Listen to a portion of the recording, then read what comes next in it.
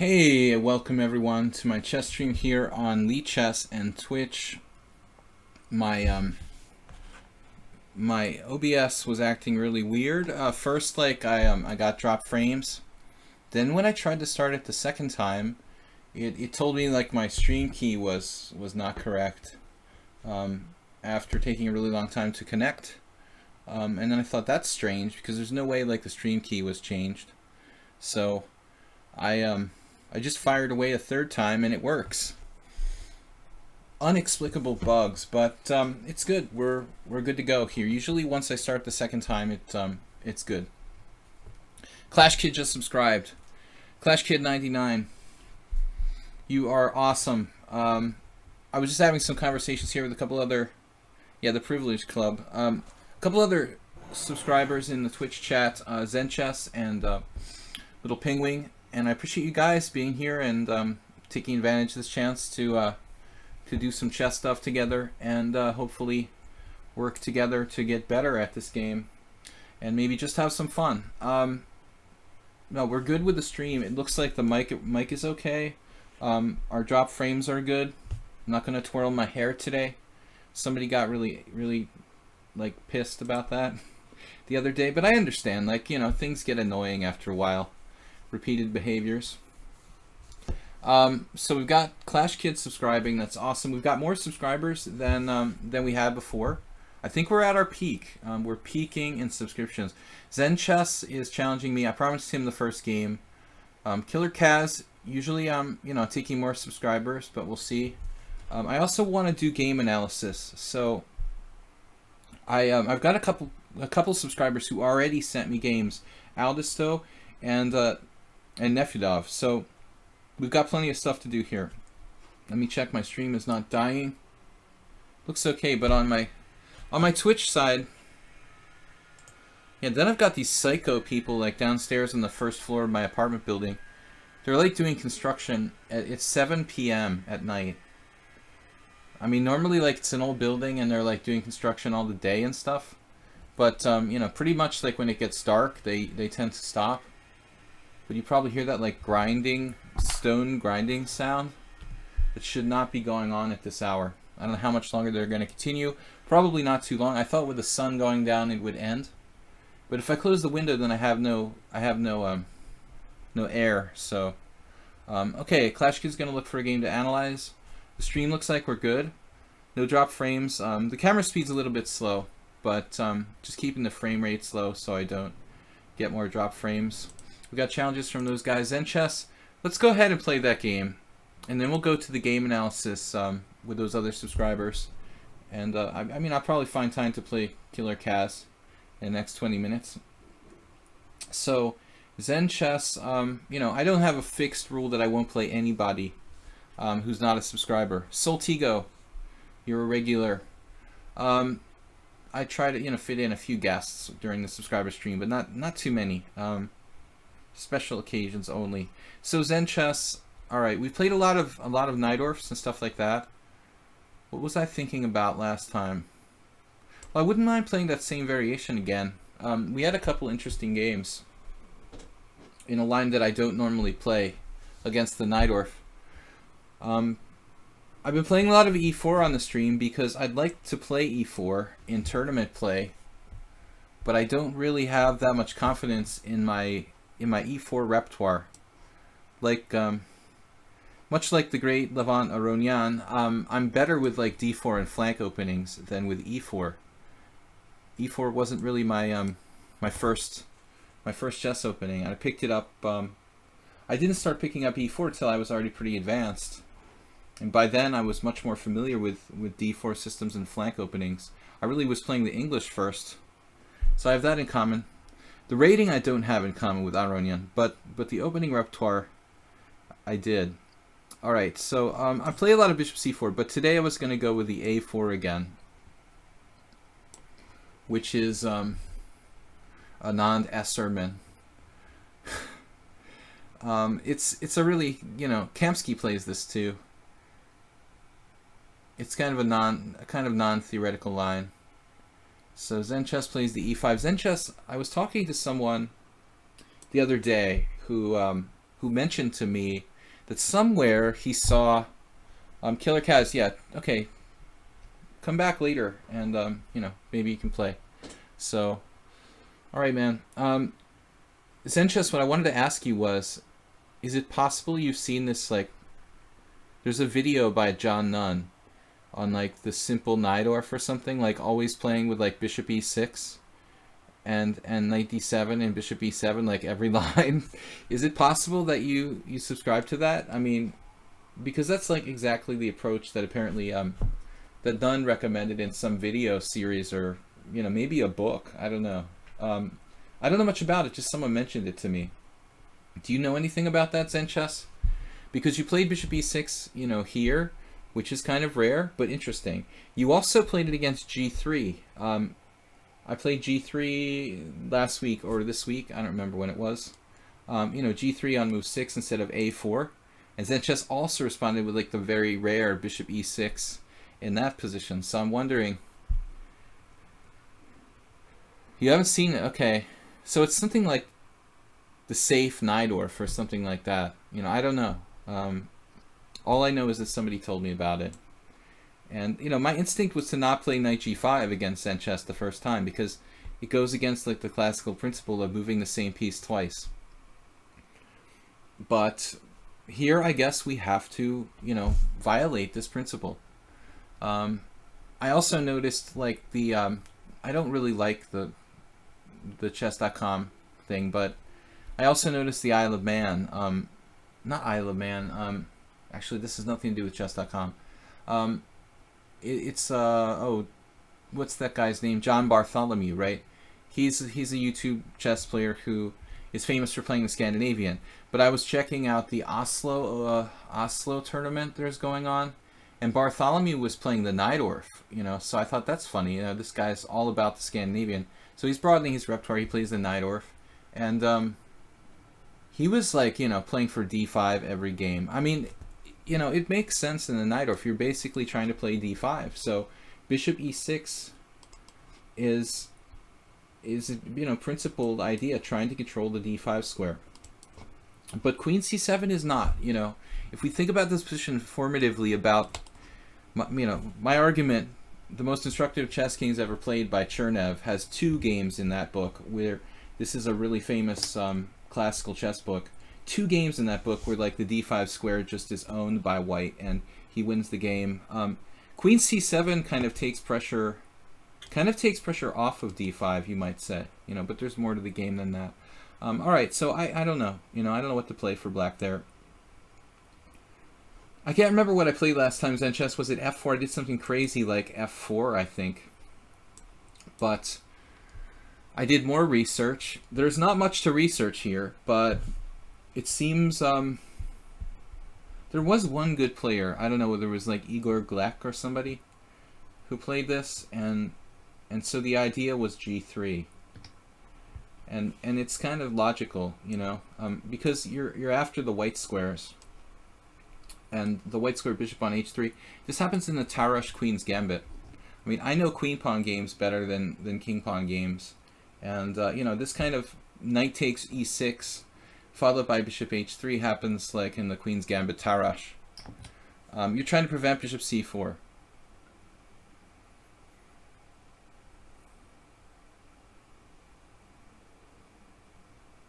Well, I mean, you know, it may depend on, like, some circumstances where you can actually play d5 supported by the queen on d8. I don't know what the best move is. Like, my instinct was to play knight c6, you know, but I'm a classical Sicilian player, so I just like sticking my knight on c6, I guess. It is the knight's best square. I think the engine liked that move best, but I don't know, you know, it's hard to say. But anyway, like g3, bishop h3, or g3, like just bishop g2, putting more pressure on the white squares. This is supposed to be the best, according to the engine, and a handful of games that have been played in this line. Piece of sheet, we're mostly playing subscribers here. If there's a lull in the action and there's nothing else, you know, I will play non-subscribers, but as long as there's subscribers, I'm going to play with those guys. But if you're hanging out and there's no subscribers, you know, you might get a game. You never know. So, well, I wouldn't call it heavy preparations in chess, but I do like to see what I did wrong. So when I do play a game, usually I'll try to find an improvement. And I think that your queen c7 might actually be relevant. Like sometimes the queen can come over there to f7 to protect e6, for example. So it could be like you played knight c6 and then that bishop h3, queen f7 is a good transfer.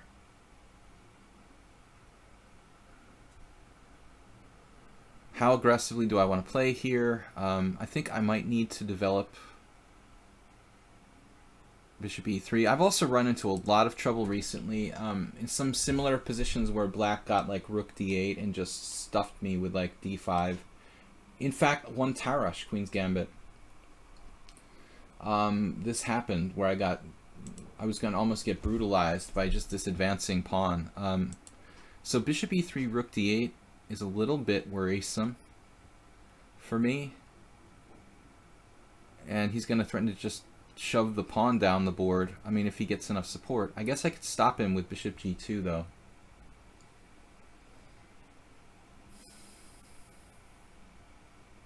Looks like I can try to stop him with bishop g2. But there are weird things abounding here. Knight b4 bouncing through b4 can control d5 as well. All right, let's think about this. Is knight d4 a problem? I don't know. I mean, it feels like knight d4, it's nice, but he'd have to like support it. I could trade it off probably, undermine it with f4. This is probably not his major priority here. So rather than play bishop h3, I'm just going to play bishop g2. And, a lot of people might be offended by that bishop on g2. But as a lifetime King's Indian player, I understand its long-term potential. So Lasker, I think, said that pieces that are blocked in come out with the most energy when they do get into the game. So everyone's perception is different. Cormoran is like, this looks nice for black. I think it's a little bit better for white. I mean, that's why chess is cool, because there isn't like a right or wrong answer. Sometimes positions are equal, and like one player looks at it and they say, hey, black's better. Another player looks at it and they're like, hey, white's better. There are certain features that we prefer over others. Some people are more comfortable with double pawns than other people. Some people might be like offended by the fact that black has a messed up pawn structure. I mean, it's actually, most masters know that this is a very acceptable and oftentimes very good pawn structure. Some people are really anal retentive about perfect pawn structures. They never want to have double pawns. That's not really a realistic way to play. So now I have bishop h3 Zen chess. The problem is queen f7, and it seems like a really convenient way for black to play there. Although the queen could be exposed along the f file. I think if I castle and play f4, which is obviously a plan. I was really concerned about rook d8 and shoving through d5 happening. So that's why I decided to do bishop g2 and just kind of overprotect d5.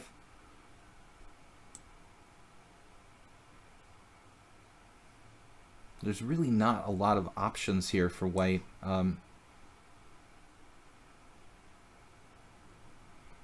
f4, bishop e3. Bishop e3, it seems like a good move. I don't have to worry about knight g4, and I guess I could maybe get in like a5 in some positions if I have some sort of way to push that without getting captured. Well, I could always play like bishop h3, draw him away, and then play a5 or something. No, if he goes rook d8 here and I played bishop h3, interesting question, like how would he defend? Probably, he no longer has queen f7. He could play knight d8, but it's extremely backward. No, I just played bishop g2, and I don't have any problems with playing bishop h3. he's gonna have to play like queen c8 or something awkward, you know, which would allow like bishop b6. That's what I mean. So I don't know. This is an experimental system that Zen Chess is playing that has only been played in a handful of games. The whole idea of playing bishop e6, and the engine thinks it's okay, but the engine can't really evaluate, you know, deeply enough to conclusively say if it's okay or not. I don't know, maybe like rook d8. It's hard to say. Maybe he had time to play something more, you know, more dangerous instead of just routinely castling there. Instead of even bishop e7, maybe rook d8. Or maybe queen f7. You think I found a good game? Okay. Guys, if you're subscribers, I'm totally hoping to analyze some games together. Okay, knight d8. It's passive, but you know it has a purpose. Now I was thinking of playing like a4, I mean a5, but he could just jump back, and then I have to play bishop b6. Is it a problem? Oh, maybe not. It's kind of permanent though. If I put the pawn on a5, there's no going back. You know, I'm a little worried that pawn. There's no going back. We're gonna go more direct here with f4. I like this. Getting some initiative, maybe undermining his white squares with f4, f5. Knight d8 is slow. I don't think we should play a5. That overextends that pawn over there. So he's got this, and we're playing f5. And I think this looks good. Maybe I have other options, but the white squares are very weak for black. We could overrun him with like g4, g5. He'll probably stop that. But now we've got this diagonal, which is very nasty if he takes on f5. So queen c4. He's getting kind of in time pressure, and I don't know, you know, if queen c4 really does anything. The only threat is like queen b4, which looks pretty harmless. I should probably just improve my position somehow. But I've got to watch out for like knight g4, for example. Queen d3 would allow him to do knight g4 at some moment. A5 threatening rook a4.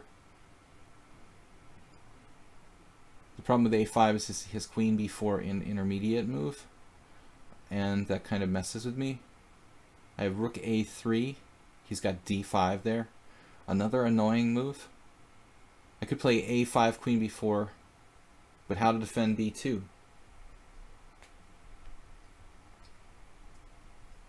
Okay. I don't know. A5 queen b4, rook a4, queen takes b2, and what am I doing? Looks like a small problem. Queen d3 may not be that bad. I was talking about like knight g4. It's not the end of the world.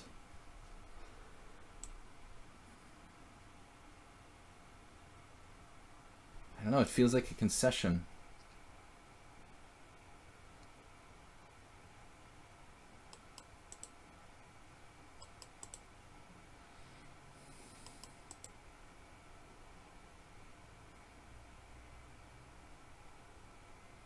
If I just take on e6,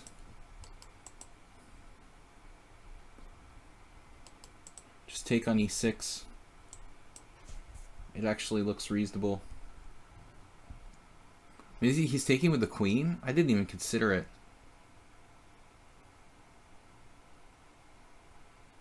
I completely missed this idea. Now knight g4.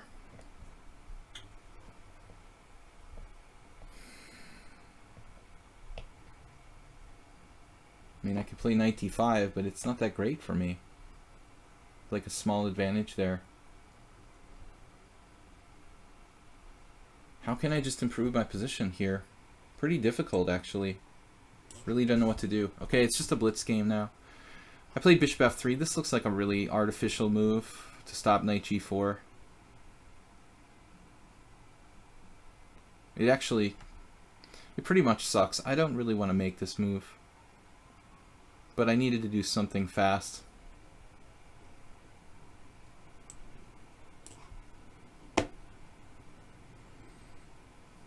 What would Michael Adams do? I could have played knight d5 last move. It wasn't exactly devastating. Now he's got this. Possible exchange sacrifices.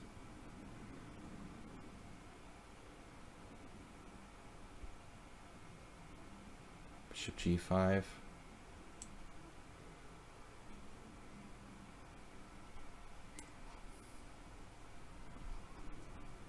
I'm just trying to hold on to the white squares.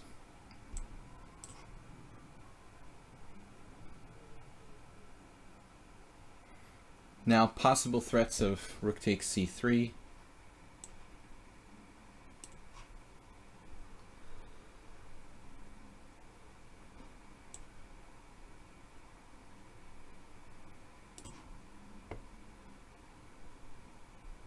He's got tactics. Unclear. All right, now we we get to this position where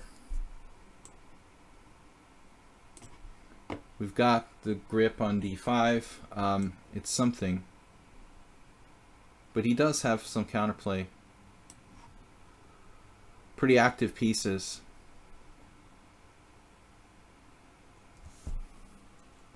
Knight d5 doesn't work.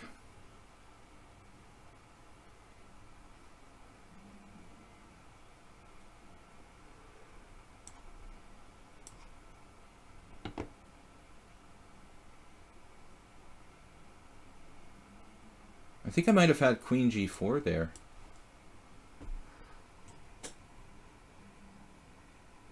Whoa.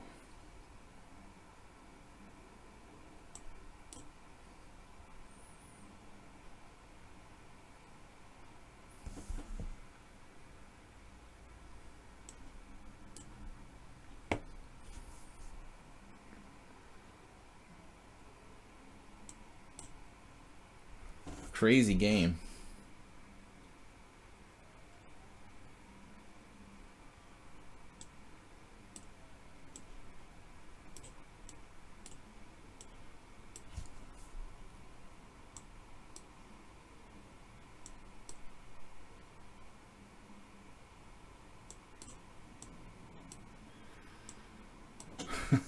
Nice job, man.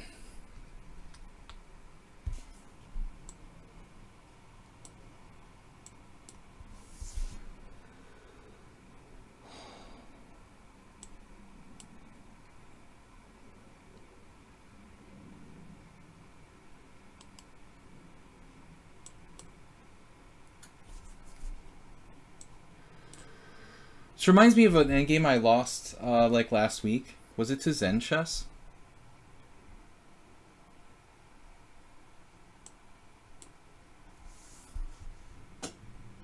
Almost like an identical ending.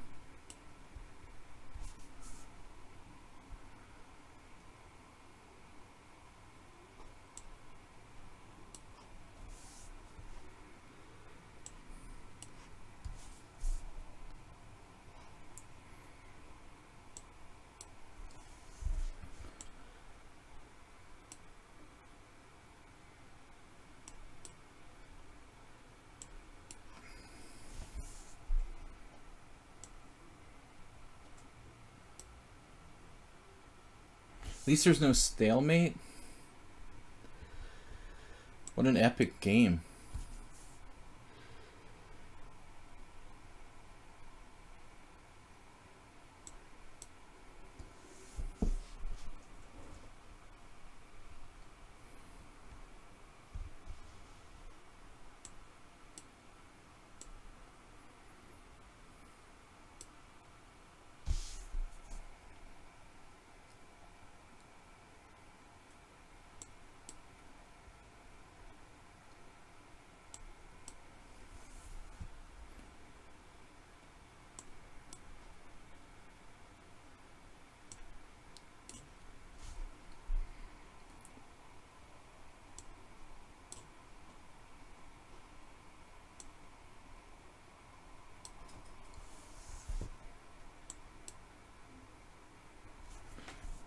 If I could push the pawn to h7 and then my king to g7, that's good enough.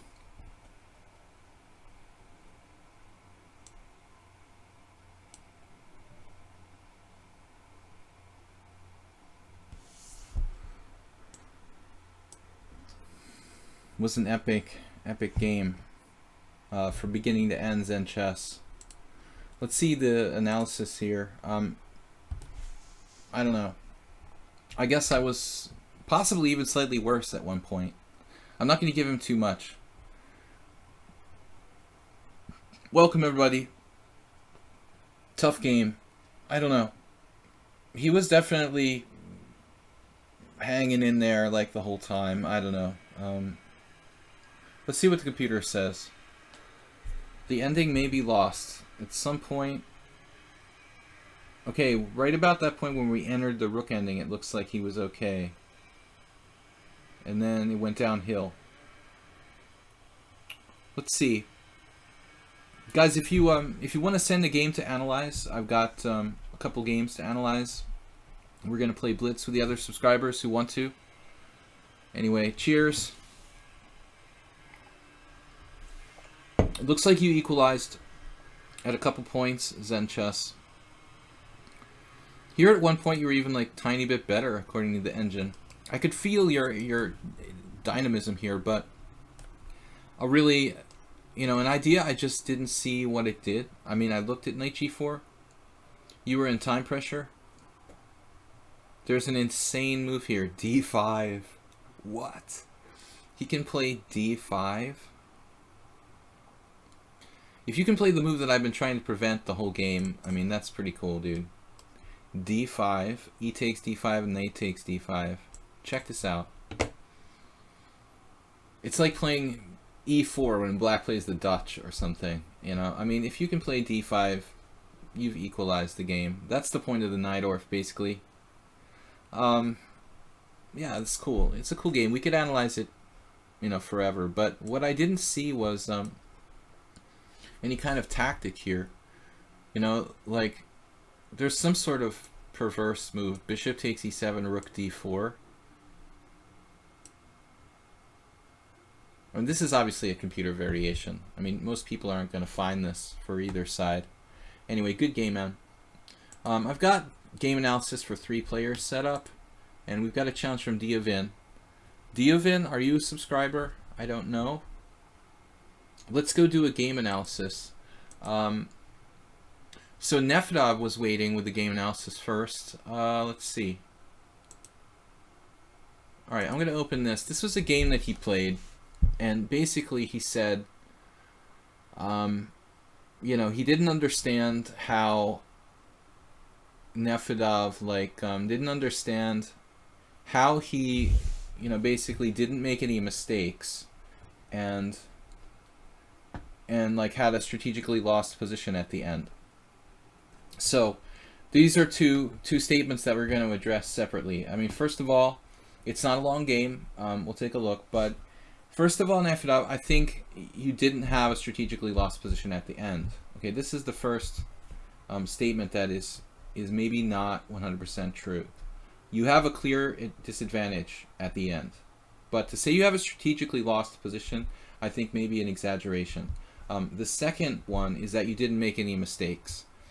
When you use the lichess opening explorer, I mean, the lichess game analysis feature, it's going to make judgments about whether moves are mistakes or not, based on its algorithm or whatever the hell it uses to do that. It has set criteria, but it's not really that professional. So we will see that you did make some quote-unquote mistakes in this game. It's a really interesting position. So Nefedov is black. It's like, let's go to his, if you want to look at it from his side. So white plays bishop c4. He plays the 2 knights defense. And white plays d4.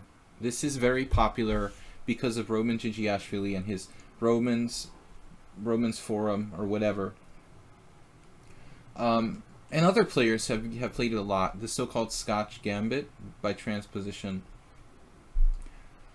It's an easy repertoire for white to learn. It's really like, but objectively really not dangerous, you know. So I don't think that once you get beyond a certain level, you know, you should use this system for white.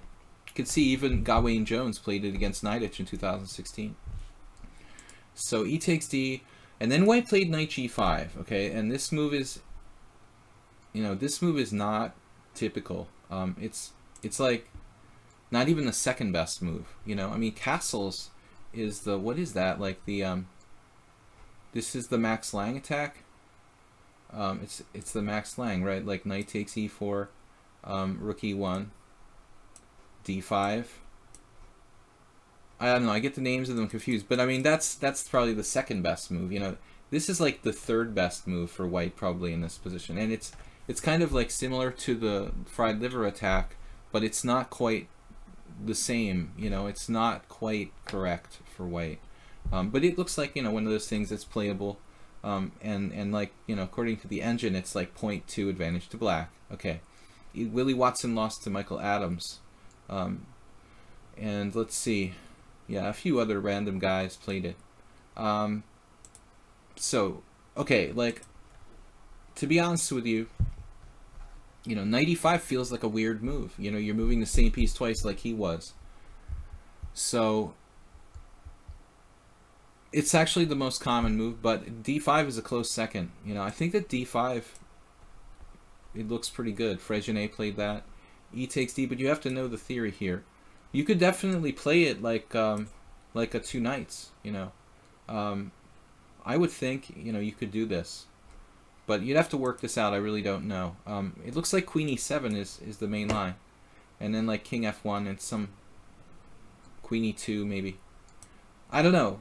This looks like just as playable, maybe more complicated than your move. Knight e5. This is fine though. And now the guy like plays queen takes d4, knight takes c4, queen takes c4, and d5. There's no question you haven't made a mistake yet. Okay, I mean, you made a choice between d5 and the other line. I mean, knight e5 and d5, and maybe like the other line is better. I don't know. It's hard to say, but this position here, like the engine's even talking about knight takes d5. The vast majority of players played like you, queen takes d5. It's kind of natural, but could it be that queen takes d5 is not the best move for black? According to the computer, like queen e7 might be better, but it's a weird move. The idea seems to be to play queen b4 check. So is this a possible improvement? You know, like maybe this is actually better. White could play a crazy move like king d1 though. Not a single game has ever been played in this position. So you play queen takes d5. Not a mistake, but also not concretely like the best move for sure. Now white plays queen e2 check, bishop e7, castles. I think this is an important point here. White plays castles and you played h6. You know, this move, the h6 move, kind of bothers me a little bit. I mean, it feels like it's more active to play bishop g4. But then what do you do after f3? You weaken his kingside position a little bit. This may be slightly better than h6. It's hard to call though. You know, so still, okay, h6, maybe not bad. Rook e1 was the best move. Okay, this is also okay. Knight c3, second best move. Here I think you made a mistake. You know, this square on c5 I'm not sure about. Yeah, maybe it's alright. Queen c5. It looks exposed to me, putting the queen on c5 here. There's only 2 games with queen d8 and queen c5. You know, I mean, to me, like white's play like feels kind of computery. You know, this player, you know, I'm not going to convict him of being a computer, but it's got some weird numbers. You know, but queen d8 looks a little safer than queen c5. You're obviously concerned about rook d1. If queen d8, rook d1, you have to play bishop d7, but it's not that bad. So you might find little improvements in your play.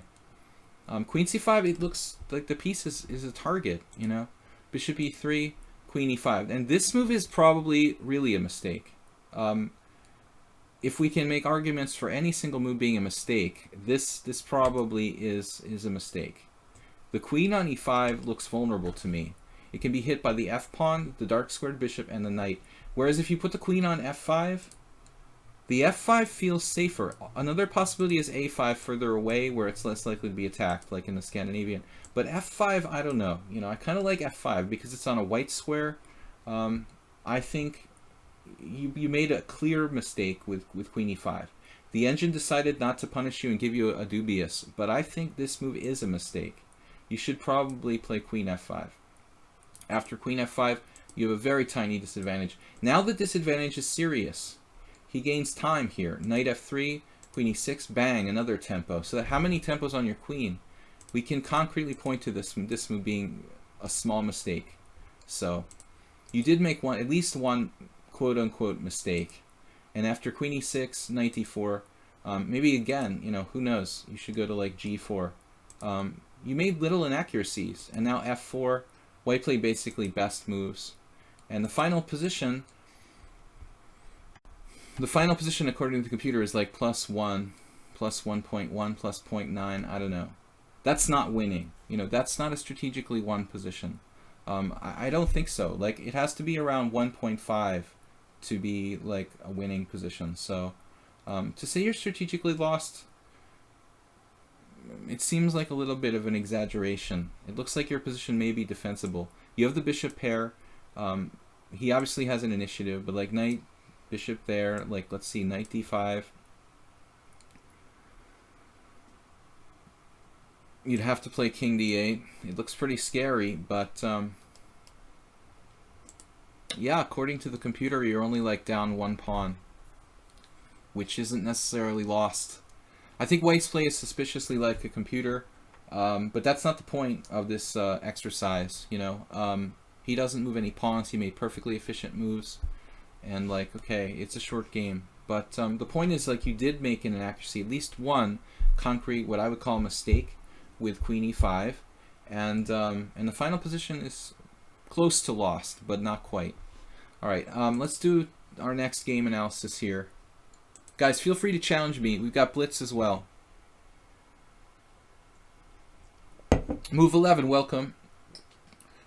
Thank you guys, particularly the subscribers. Can anyone explain the difference between follower and subscriber? I mean, followers are all you guys who watch and come to the stream, and the subscribers pay a monthly fee to Twitch, which goes to Twitch and myself, and helps to support, you know, the streaming and the stream, and help me to continue to do this. So that's the difference. I try to give the subscribers like preferential treatment a little bit, you know, so it's an incentive to do so, but it's got to be from your heart. You know, you're helping to, the main thing is that you're helping to support the stream. All right, Nefyadov, so suspicious game by your opponent, suspicious guy. That account, yeah, I don't know about that account. It has a really weird statistic there that bothers me. I don't understand why he's like 2200 in bullet and 1699 in ultra bullet. Is that a normal? Is that a normal ultra bullet rating? Because if it's not, that correlation looks really weird. All right. Back to, yeah, try to avoid playing people who could be potentially computers by, you know, just checking for really strange anomalies in their ratings. It's sad that we have to do that, but that's reality. All right, so next game, let's see, Zen Chess and Clash Kid. Zen Chess was next. Zen Chess sent me a game against the Settler in classical chess. Let's see. I have not looked at this previously. Cormoran, you said you played that guy. That guy's played a lot of games. But if he's very fast, why is he like 1699 and so much lower in ultra bullet than normal bullet? Is that normal? Does everybody have like a really low ultra bullet rating? All right. So Zen Chess is white. It's a subscriber stream, guys. So I really, you know, I want to welcome all you and thank you for subscribing. We'll go over some games, play some blitz here. Settler is white. I should flip the board. Sorry, I thought it was the other way around. Yeah, naturally, Zen Chess is playing the Najdorf. Don't play the Najdorf because I always tell the story when I was learning the game, playing in tournaments for the first couple of years. There was this book I had by actually my friend bought it, and then I traded him for it. So I ended up with this like 300-page volume by John Nunn on the Najdorf, and like I analyzed a few chapters, but after like a couple months with this book, I was like, you know what, I'm not going to play the Najdorf. It's just like too much theory to learn. So that's the problem with the Najdorf. It's kind of overwhelming theoretically, for me at least. All right, so f4, h6. No poison pawn variation for Mr. Zen Chess. I don't know that much about h6. I think I saw some very old...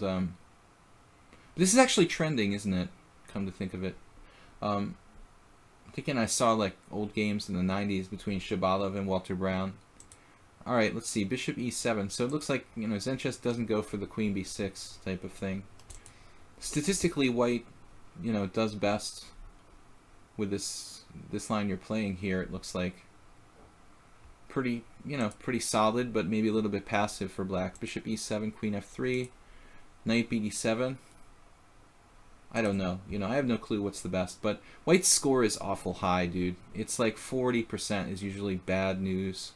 With that amount of games, it's awful high. Like, I would avoid variations where white's winning percentage crosses the 35%, you know, probably the 30 percentile level.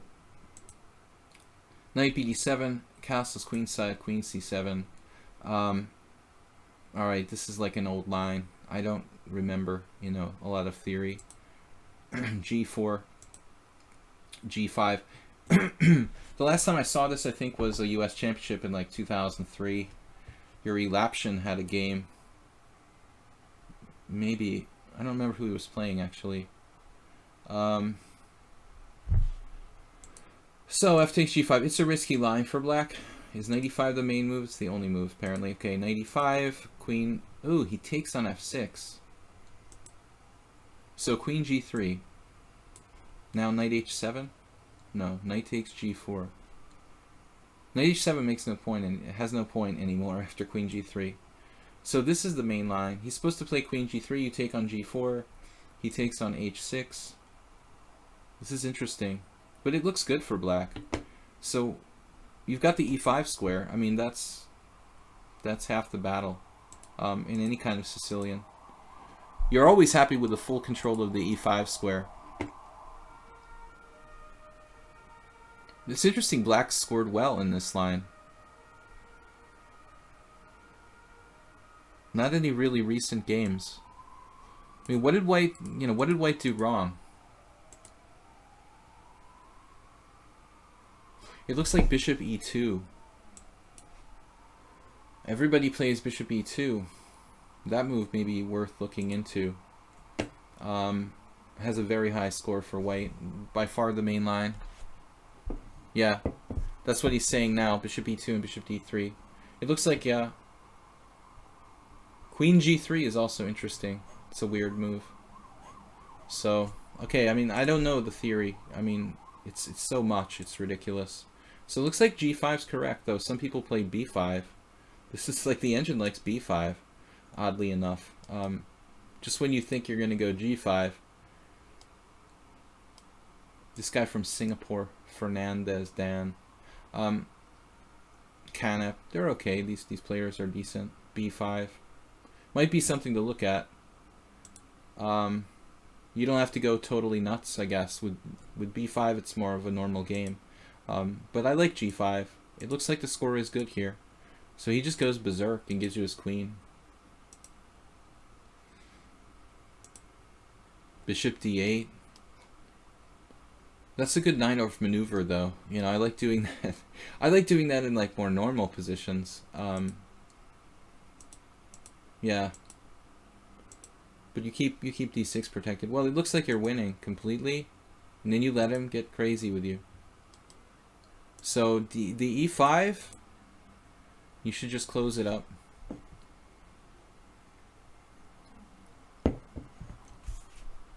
Probably the single most important factor here is like not giving white access to the e4 square. I mean that's the really important point. Yeah, this was kind of crazy to like not do something about d6. And this was, you know, now it's like unclear at best. He actually gives you, it's back and forth. Both sides made mistakes, but in the end he's winning now. You had a better move.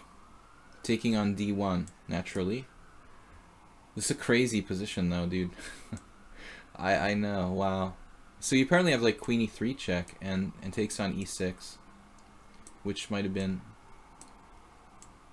pretty difficult to evaluate. No, d7 doesn't work.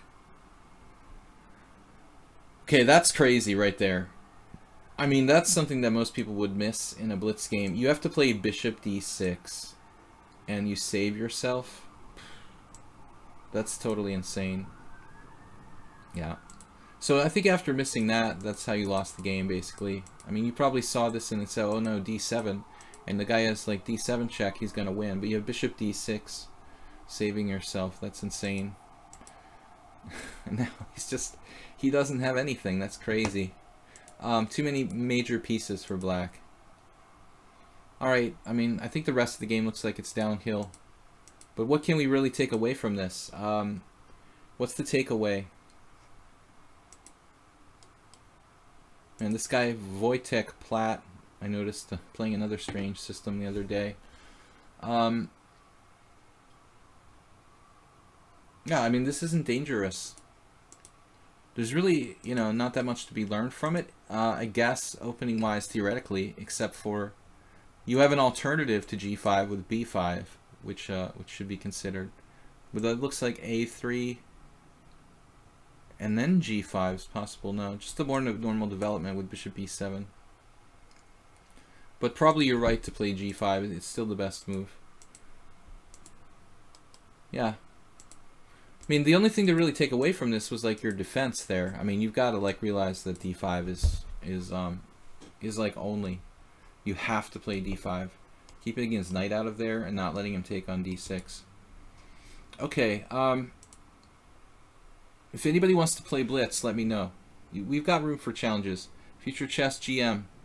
What's up, buddy? Long time no see. Alright, next game analysis is, let's see. We did Zen Chess Clash Kid. Clash Kid sent us a game. This is Correspondence Chess. I hope the game's over. I think so. Nathan C. Oh, this is imported. Alright. But when it says Correspondence Chess, why is it saying that? What was the actual format against a club colleague? You thought him sacking on d5 was good. I didn't even really look at it. The computer was unimpressed.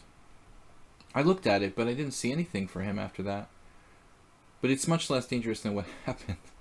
What happened in the game was just a mess, man. I mean, d5 would have been... I think that some Sicilian players just won't play d5 because, like, they hate the French kind of structure, but this is an exceptional position where you're basically up a queen. Alright, Clash Kid, you are,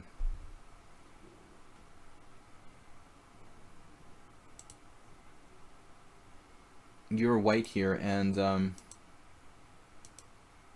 playing against a club friend. Was this a rated tournament game, or was this just like a casual game? Future GM got 2300 bullet. I told him not to play bullet, but he doesn't listen to me. He's like, I got to 2300 bullet. What did I tell you not to play bullet? No, I'm just kidding. Alright, so d4, Scotch game. The only problem with the Scotch game, you know, is that you do run a small risk of kind of falling behind in development with white. I think the Scotch is a really it's a really kind of demanding opening. You know, I don't like to see players under 2,000 playing the Scotch because it's really easy to like lose the initiative. Look at how Gawain Jones got absolutely decimated by Caruana at the chess.com Isle of Man tournament. And Gawain Jones is like an expert. You know, his king is like on D1, and after like 30 moves, he's just like knocking over his king. I mean, that's not good. I mean, Gawain Jones is like an excellent player and a great opening theoretician, but I don't know. Is the Scotch really good, or do you kind of lose the initiative? Bishop c5. I like g6. A lot of people don't know what to do when you play g6.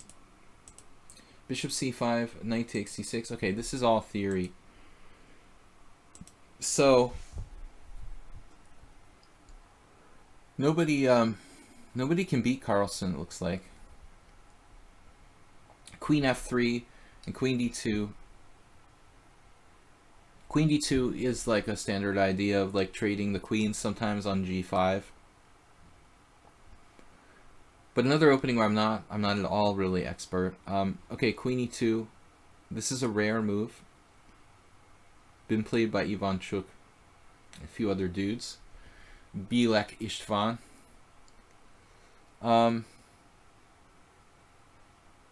You're not playing Bullet anymore. Yeah, after getting to 2300. It's a 30-minute practice game. Okay. So, what are we doing here?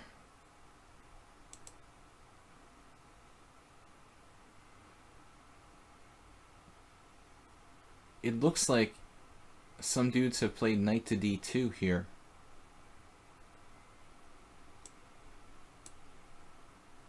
It's obviously a more passive square for the knight.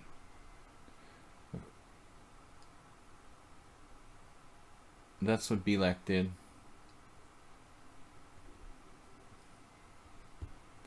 Kind of weird. I don't know. I'm not giving you much information, but I don't have much to go on. So, okay, it's just a playable line. It's not anything special.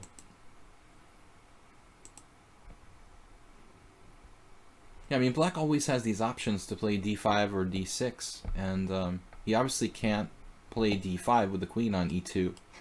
You could, but it's asking for trouble. So, knight e7 appears like two people played like bishop d4 too.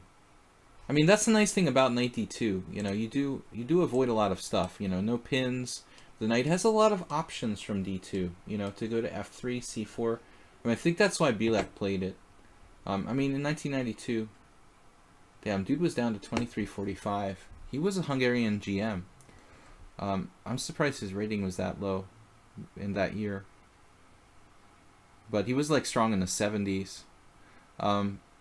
Anyway, I think the knight might have more future from d2. The computer is actually coming around and liking knight d2 better. The thing is with the knight c3, okay, he can play bishop d4. That was played by Yakovenko and company, but just in general, it feels like the knight might have more potential places to go from d2 than c3. And now you just trade off. You just trade off the active bishop. I mean, h4, the computer move, is nice, but it's not something that you play every day. Looks like your move is good. Good move. And now g3. g3 is logical. I like g3. You could connect that with h4. But, I mean, the most obvious move is castling queenside. It feels like the most aggressive plan. You know, the question is, did you not want to cast queenside? I mean, one would assume that by playing queen e2, your intention was to cast queenside. Nino Girelli played queen d2 here.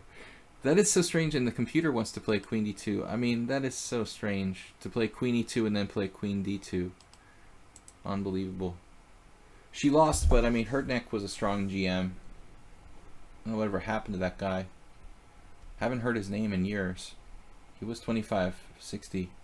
But g3, okay. It's a totally playable move. You're going to try to castle a king side now. Problem is the b file. How do you protect b2? See, that's the argument for queen e2 and castle's queenside.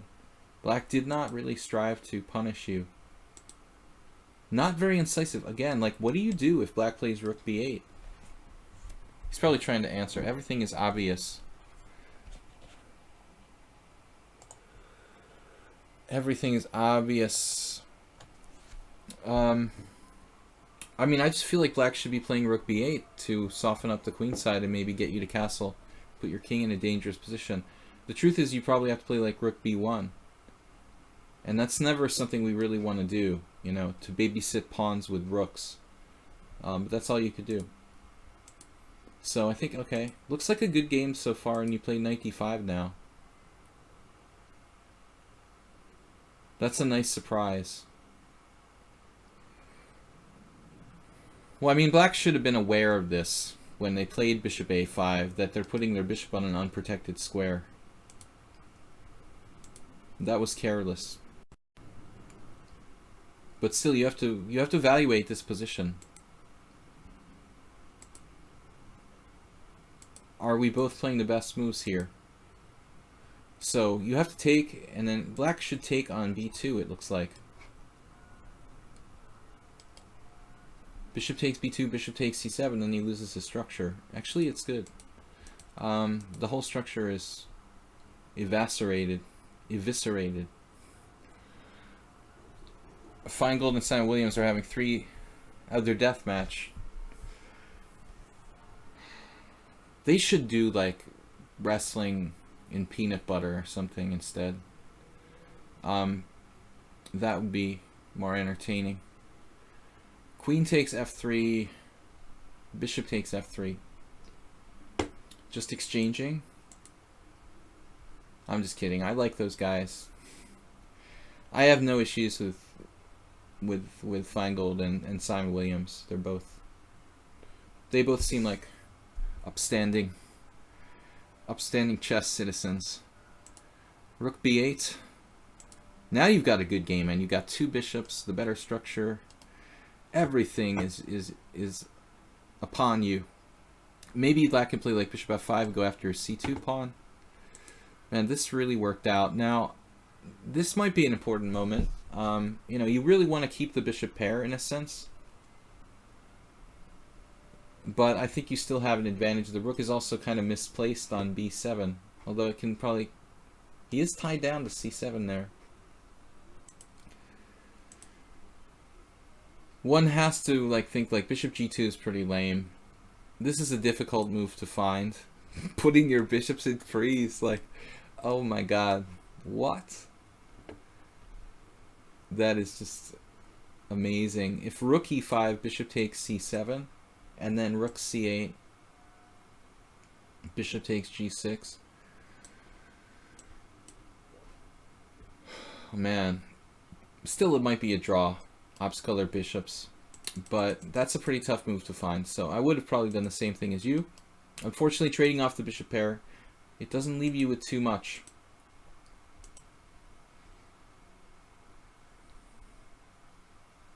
Tempting to play the check and go down, but he didn't bite. Now 95. Let's see this ending. Clash Kid is he's a pretty good player, and he plays the endgame fairly well, in my experience. So... Alright, the only thing about f4 that I don't really like is putting a pawn on the dark squares. I don't want to get your pawns fixed on dark squares and have like white square weaknesses. Probably not that big an issue. This is a strange passive move, knight d8 by black. You'd think like rook 8, rook b8. You've got a nice ending though. Bobby Fischer would like this ending for white. Bishop against knight was a specialty of his. King f3, let's see. Yeah, now the engine doesn't like the fact that you moved your b pawn. It is kind of weird. I mean, you've got these pawns on the correct color complex. I would think, yeah, you gotta create a weakness on the king side. So like a secondary weakness. Try to open it up for your bishop. Looks like f5 is even playable, but g4. And you're slightly better. Anyway, let's finish this up. Yeah, that's good for you, except for d5, which is hard for black to find. And he plays a6. You take. Was it necessary to take? Probably not. Probably more important here to keep your pawns together and play a4 rather than grab. After a4, you have like the effective of like two connected passed pawns effectively, almost. A4, A takes B, A4. Yeah, A4 is nice. I mean, you've got a huge endgame chance here. Your king is better. Your minor piece is better. You've got almost the equivalent of two outside connected passed pawns. Aldisto, yeah, we'll do your game next. I don't know like who was first. Maybe you submitted your game before Clash Kid. I'm not sure, but yeah, we'll do that game next. Yeah, I think this was the key moment where a4 was necessary. You let him break up your pawns, and that's although apparently still you could play a4, a5. Although it's not as good as it was, you might still be winning with that. So this is really bad. Putting the pawn on a dark square, that's a catastrophe. You just don't want to do that. I mean, it's not bad. If it's a dark square on a5, it's protected by the bishop and it's pretty far advanced. But in general, yeah, this is very bad. Your bishop has to go passive now, and you got to just hang on. Probably should have played like rook c1, which is passive too. So it's all downhill from there. So I think that key moment where you could have just played a4 was almost winning. All right, let's take a look at Aldisto's game, and then we'll maybe take a blitz challenge.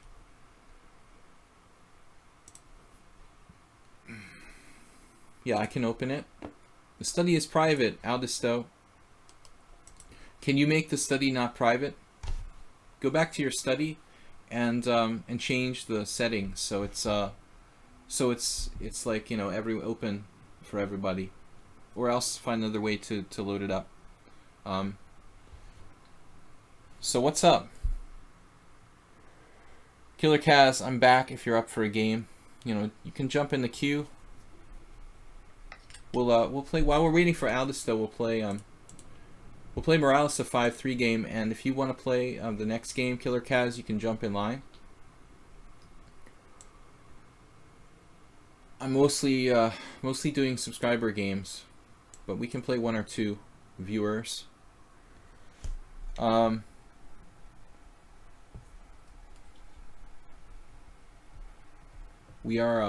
playing and doing subscriber games.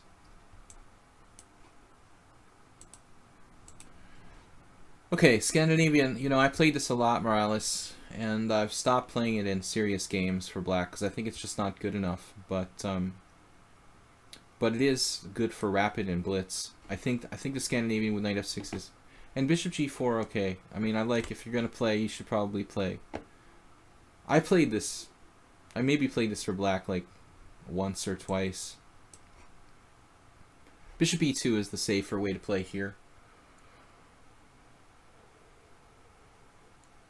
I wonder how bad is bishop d3 in this position. Let's try it. This is pretty wimpy though. I'm supposed to play c4. I was just curious what happens here.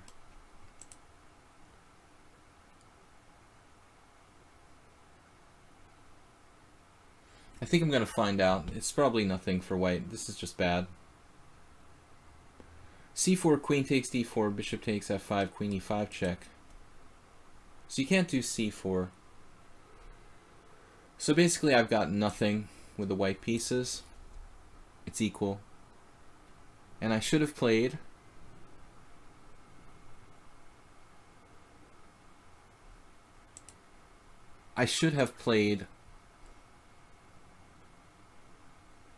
either bishop e2 straight up, which is okay, or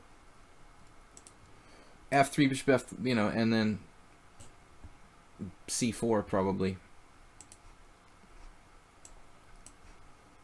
But this doesn't seem really bad. I mean, white is probably equal.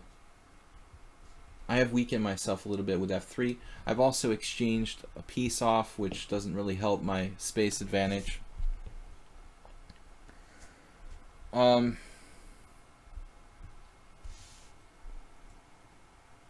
Five.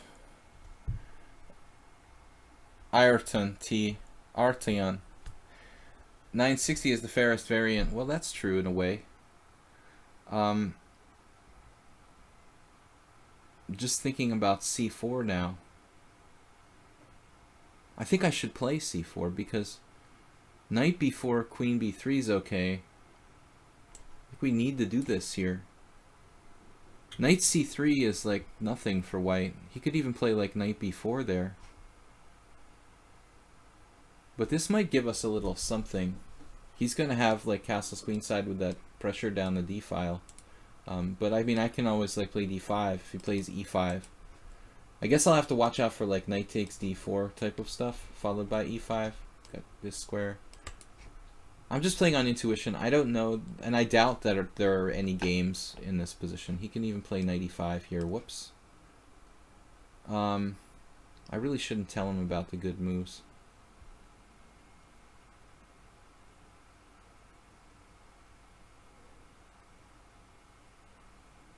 Now you know why that's not a good move. Why this whole position is not good for me. But luckily, like, Morales didn't have time to listen to knight e5. Hello.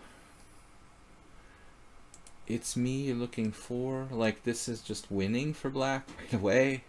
Whoops. Yeah, that's not good. Alright. Not good. Now his queen is really funky on h5. But I'm still a little bit scared of tactics. Knight b4. My queen is exposed. My king is still in the center. It's still tricky. All right, let's just think. Knight g3 is a bad square. Knight f4 looks like I'm not developing my pieces. We can play chess on process of elimination. I want to develop my pieces, you know. The problem is with knight c3, this castle's queenside, and he's going to have these recurring knight e5 threats all the time. So I'm going to have to play something awkward, like b3, which doesn't look great. Yeah, I'm never going to play this again. This is just lame. Can I trap his queen? Knight g3 doesn't look good. Maybe bishop e3. It usually takes me a while to find good moves, but I eventually find them. I mean, this develops a piece, it secures my pawn. It's a really constructive move. Overprotecting d4.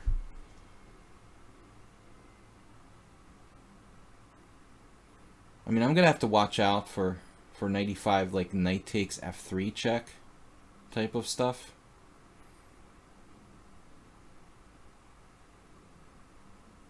I might be able to just castle king side. That would take away the knight takes f3 sacrifices. Yeah. Although then I have to watch out for bishop d6. A bit awkward.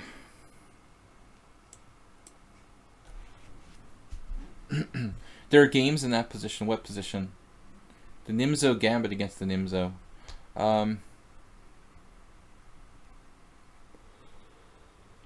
I am drifting behind on time here. He doesn't have any tricks with knight takes d4 because of queen f5 check. He does have like just simply, you know, if he's going to play a move here, it has to be the simple e6 followed by like bishop d6. And I don't know, you know, I mean, it feels like he's threatening nasty things with like bishop c5.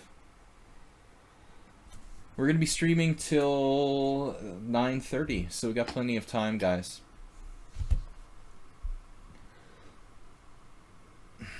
How's the stream? Are we still good? No drop frames. No ambulances for you guys to hear. It was funny. I had a message with some guy on lichess sent me a message that said, "Are you the guy who did like commentary on the Internet Chess Club a long time ago from Hungary who had ambulance sounds in the background?" Yeah, that was me like 10 years ago. I'm still getting ambulance sounds in the background of my chess commentary, just it's from another apartment. My other apartment was really low, on the second floor and like outside street level. I mean, the street was really close to my apartment, and I'm way up, like high where I am now. Like I'm not really that close to the street, so it's amazing you can still hear the ambulances and noises so far away. Now the question is, like, is bishop c5 a threat? Bishop d6 is not earth-shaking. There's also knight takes d4, blah blah blah type of stuff. So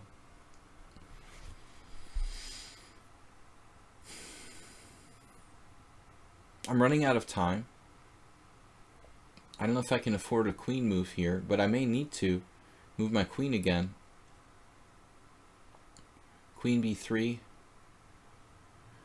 For lack of a better square. Alright, I'm running out of time. I'm just going to flag. Queen b3. That looks slow and rather artificial. Black with an initiative here. Simply threatening my king side at will. But on the other hand, there's nothing really devastating he can do. Well, that's kind of straightforward. I can always play queen b5, try to slow him down. It's a rather artificial attempt, isn't it? Alright, screw it. I'm just going to develop my pieces. We've got 29 seconds. And, if g4, we have ways of dealing with that. And various ideas of knight f4, knight g3, f4.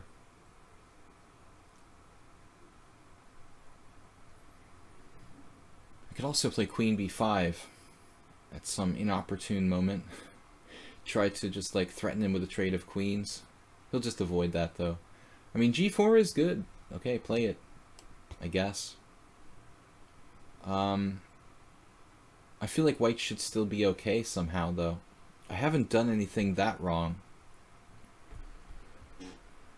I don't like the way I played this opening, but I still don't think that I'm really like losing, I mean, I was walking into 95 at that one moment that he missed, but other than that, like, I don't think I should be lost here. I'm not going to play f3 anymore, unless I really have time to study the line. I know better than to do that, and I should have listened to my better instincts there. This is a really, really creepy move, rook c1. My intentions are to be a chicken, basically, and try to trade queens.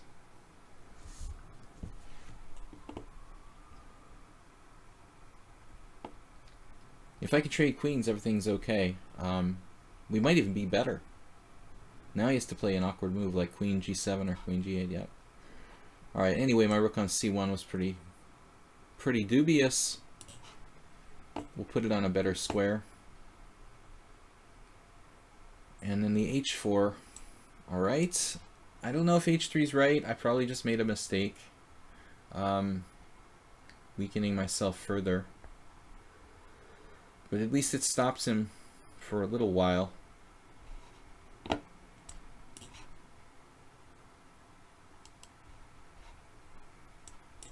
We're going to have some serious questions soon for black. He has some answers for our questions. Oh, the insta move. He has a response to that too.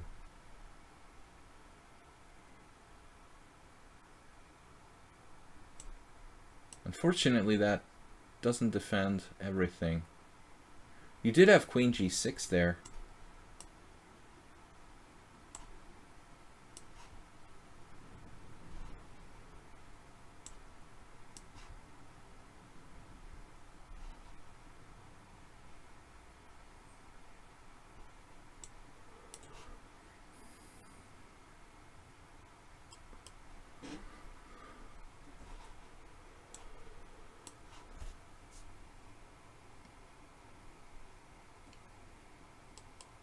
It was a very short and concise counterattack, but I'm very lucky to get to that point. I mean, okay, he had a forced win in the opening. This is fine, but I have to play bishop b5 check or c4 here. Apparently, like, g4 is a move too. This looks pretty lame. I mean, Kosenseva played it, but nobody else. Queen takes d5. Now here I must have miscalculated something, because I thought I couldn't play c4. What's the deal with this? I thought you have queen takes d4. I'm crazy. Okay, bishop takes. This was a really bad miscalculation. I mean, I thought this was good for black, but you're just down a piece. I mean, you don't have enough here. I mean, you just have a couple pieces for a pawn. No, this was a weird hallucination by me. Shit. Here I am, like, forgetting that I can play bishop e4 and you're like down a piece. No, I need to play c4 here. Okay, I think c4, but knight e2, it's not so bad. Bishop takes d3, queen takes d3. This is Kosenseva Muzishuk, some kind of women's championship, obviously.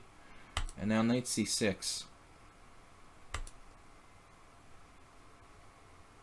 This is just a blunder. Amazingly, I'm not lost.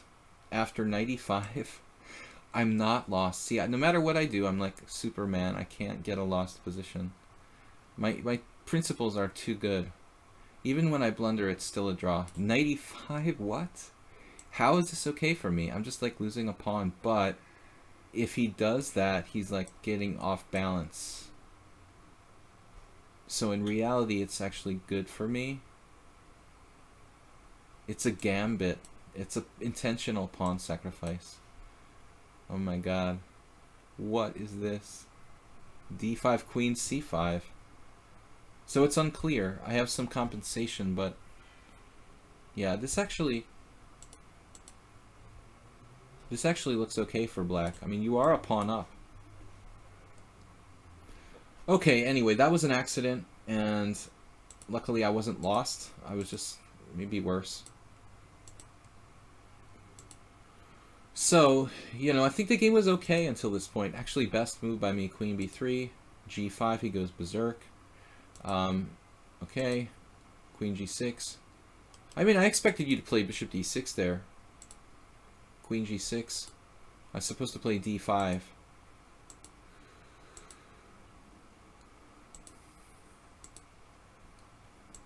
I don't know if h3 is good. I guess we're out of the woods now. This is strong. And now black's in trouble. Now black's in a lot of trouble. But the best move wasn't apparent to me. Anyway, guys, good game. Good game, Morales. Don't do that thing I did in the opening. It's not really great.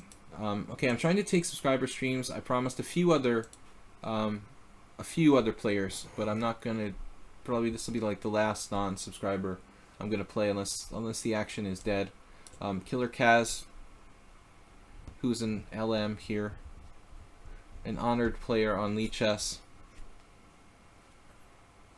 Yeah, I don't like playing that Portuguese variation very much. Okay, whatever. 8 plus 3. It's a long game. I'm playing a lot of G3 lately. So, subscribers challenge me, send me games to analyze. I think, well, Nefyadov sent me a challenge. We'll take that next.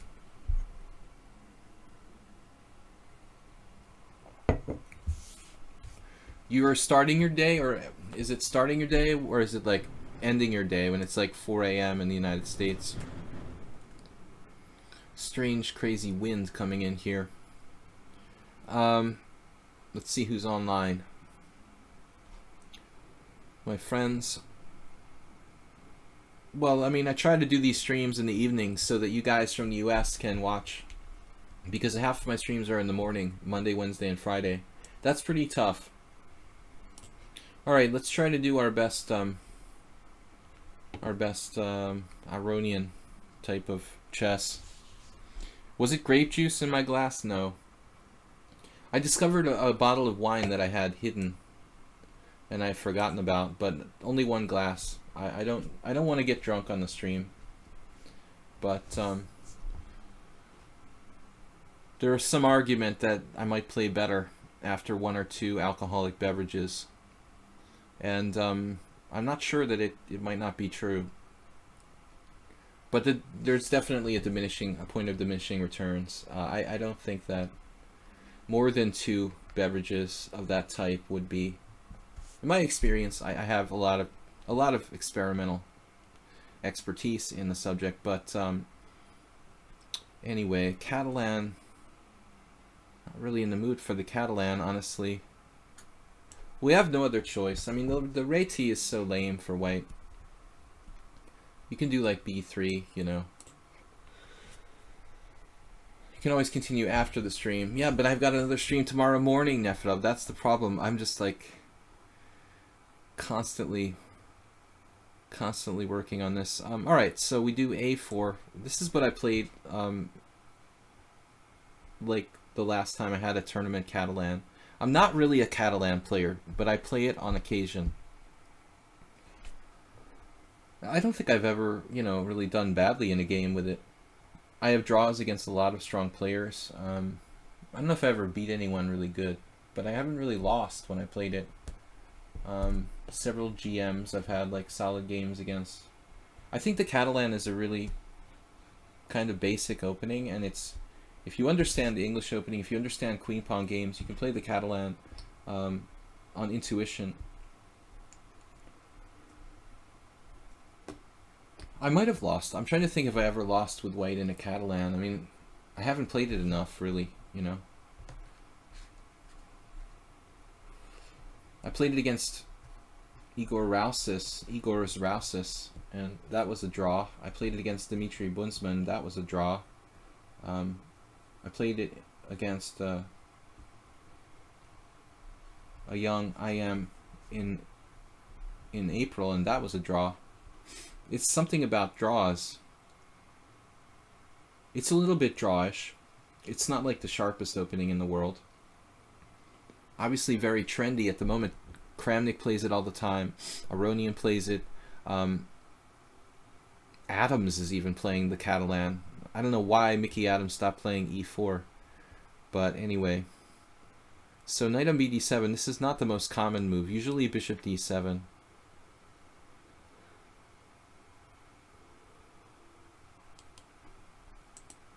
Trying to think what the best is here. Maybe knight on bd2. Am I supposed to be like tricky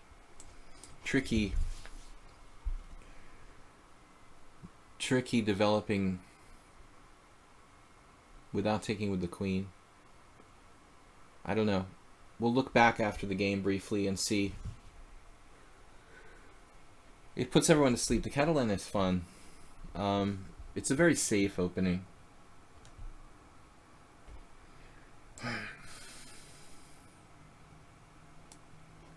This looks like a typical Kramnik position. I don't have much, though. I fully admit.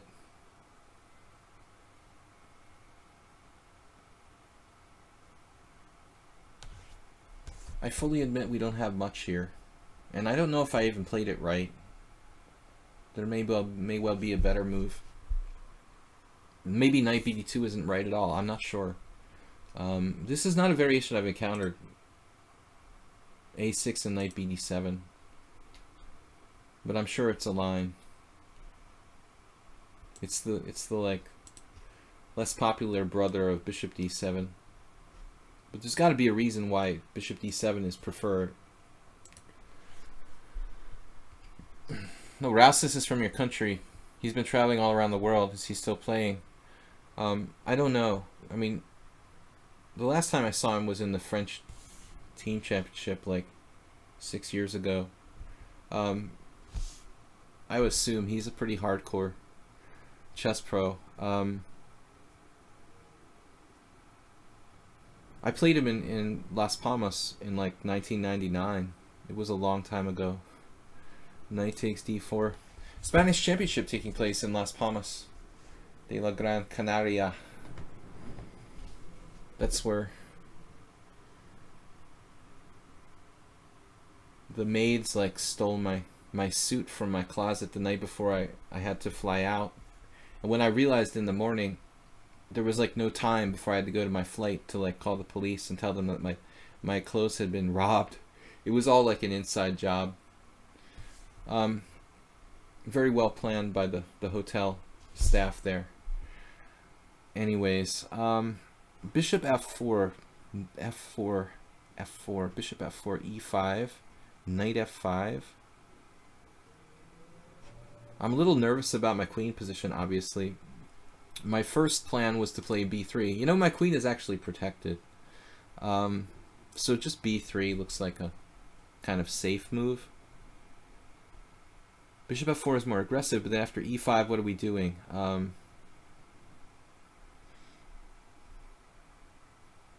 Bishop f4, e5. What am I talking about? Bishop f4, e5. Knight takes e5. I'm just like telling myself the answer there. Oh, your queen's protected. So I can just play this. Oops. Yeah, it's good when you like find the answer for yourself. I've never really remembered that happening before. I'm like talking through the problem and I'm like saying the solution and then not realizing I'm talking to myself. Hey, by the way, like my queen is protected. Need more wine, perhaps. The wine helped me realize that my queen is protected. I'm thinking that, you know, well, one of the things is that it's nice if you're in a good mood when you play, rather than a bad mood. It also depends on what kind of alcoholic beverage you're intaking. In my experience, this may not be true with everyone else, but wine has a much different effect than beer, for example, or other alcohols.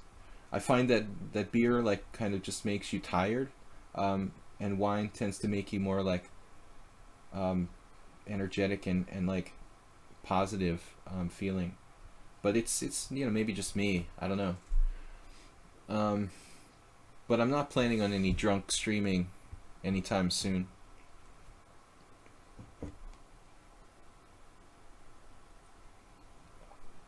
Well, Rassus was born in Ukraine. That's weird. Of course, I wouldn't be able to tell by the name. Of course, the name may not mean anything. I mean, the name doesn't sound anything to me. If it ends in an S, it's probably Latvian, but that's about all I know. Okay, bishop f4. It could be Lithuanian or Greek, for that matter. But anyways, Rassus did a weird thing against me. It was a closed Catalan, and he like, when I went e4, e5 in this typical closed Catalan where black goes like knight e8, he had played h6 and he put his knight on h7 in the closed Catalan. I had never seen anybody defend like that before. It was really weird. I've played a lot of closed Catalans and a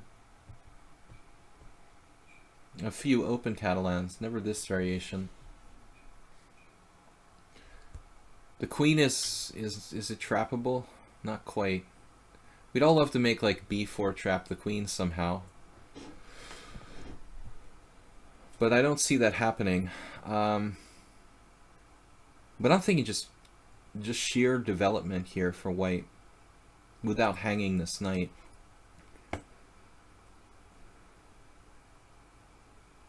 So rook fd1.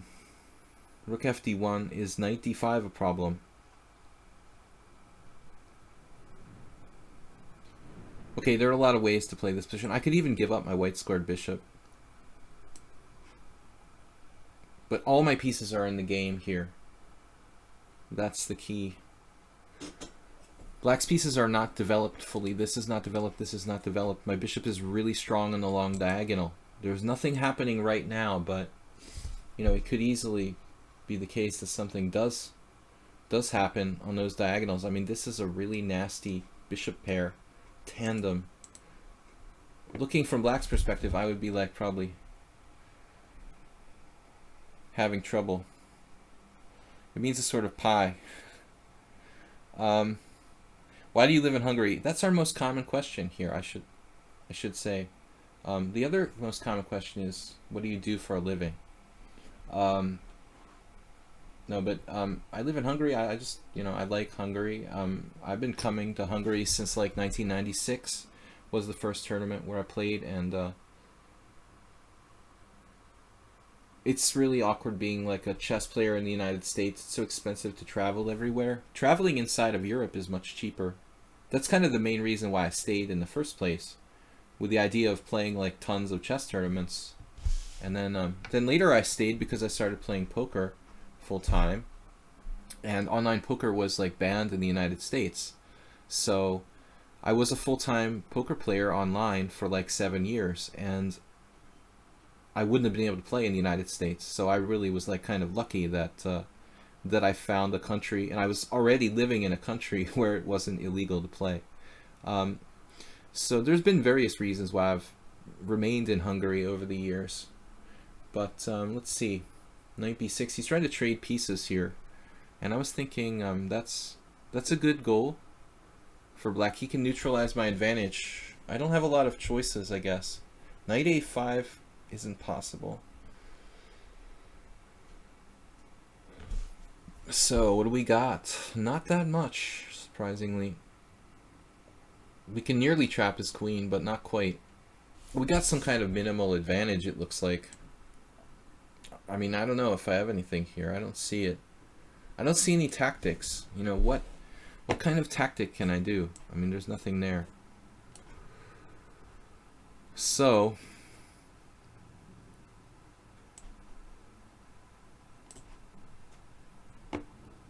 we're getting down to a blitz game where white has like a slight edge. Black is a little paralyzed on the queen side.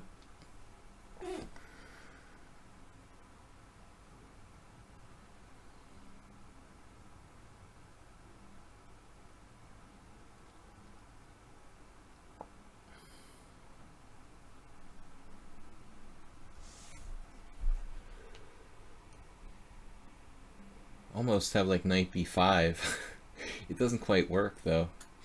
Okay, this move I missed actually. Totally missed queen b4. That's fine. We should still be better, but bishop d7 will be an issue.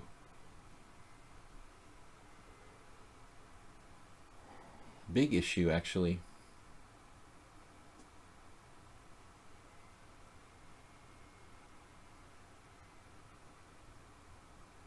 What am I going to do about bishop d7?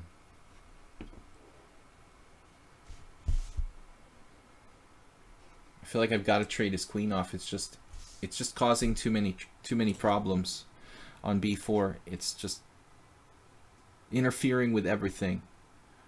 He's going to be hitting my a pawn. He's got bishop d7 and the queen's protecting b7.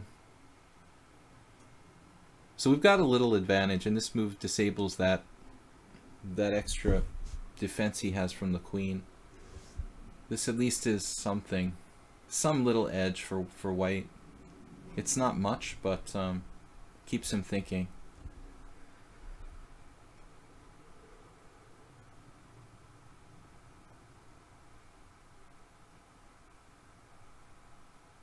Get our last piece in the game, maybe, but I mean I have to watch my a pawn.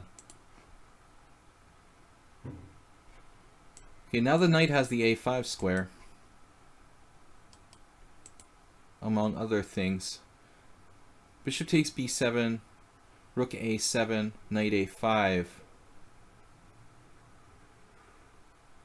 Bishop takes b7, rook a7, knight a5, bishop b4. Bishop b6.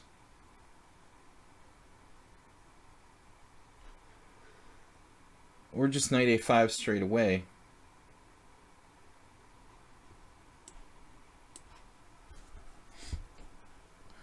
Any other tactics we can try? Not really. Looks like knight a5 is forced.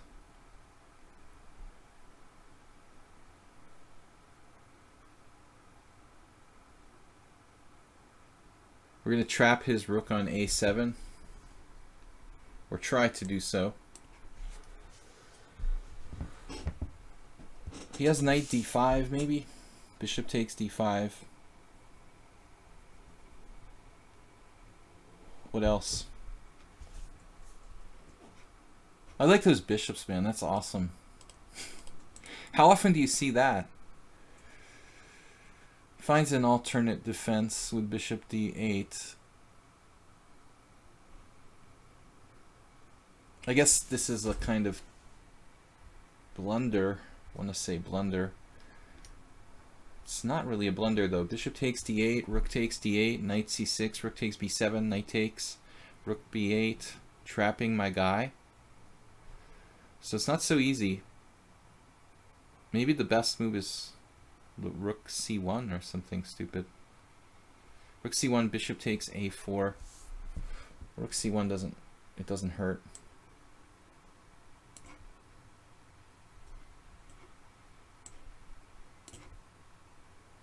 Well, now he does that.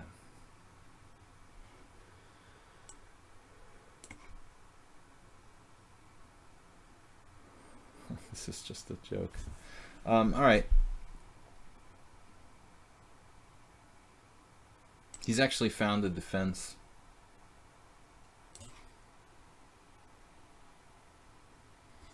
So he's going to hold this. Amazing defense.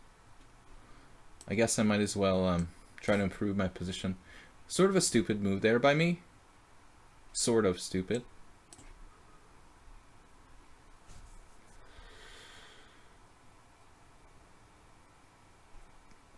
Another.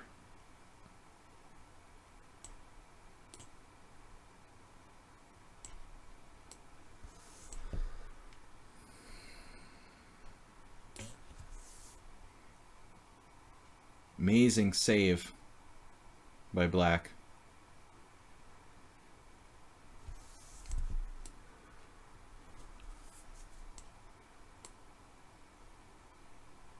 I think he should be the one with the increment, not me.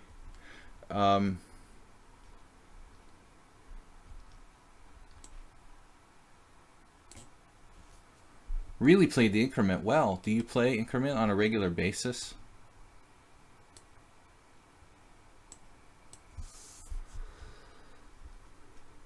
But excellent increment play, really, by Killer Kaz.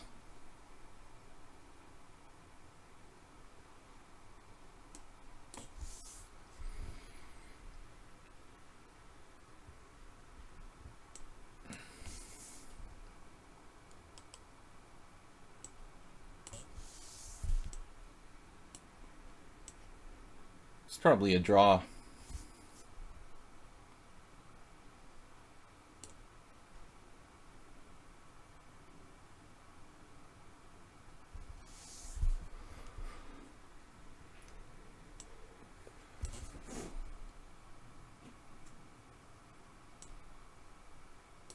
Just not enough pawns left for this to be really win for anybody. I almost got mated there with knight f4.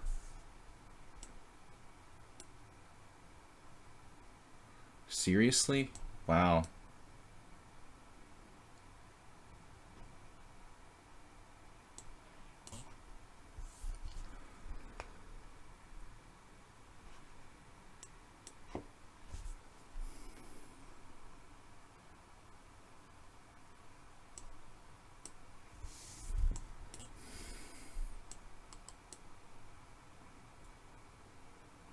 I need to be able to sacrifice my knight for his last pawn in order to win. Guess he blundered.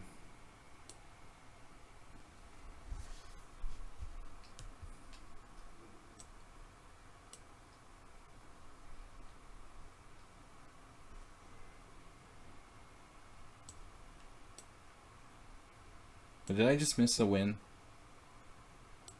I think I did. I'd like a knight fork, forking his king and queen.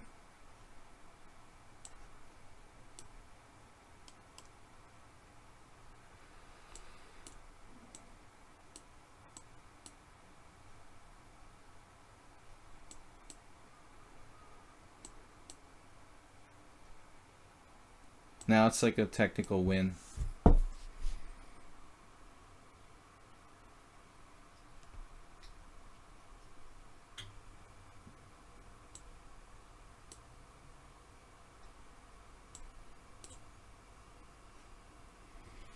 No mate. He doesn't want to mate me. Amazing technique by black. Except for the mate in one.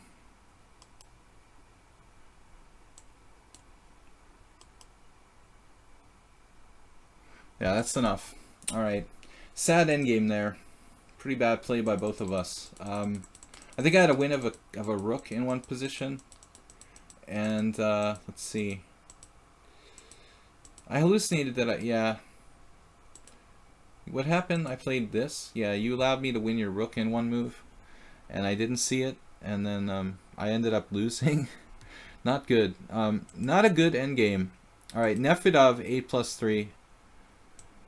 So that's what happens when players get kind of tired and it's like an 80 move endgame. Zen chess.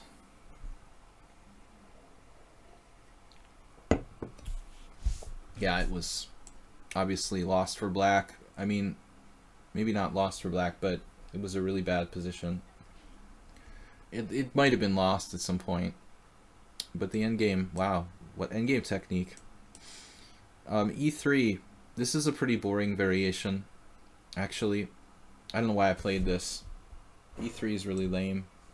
I'm just glad that Nefedov didn't play symmetrically, because that's the big problem here. You know, if black plays symmetrically, it's like an unavoidable draw for both sides.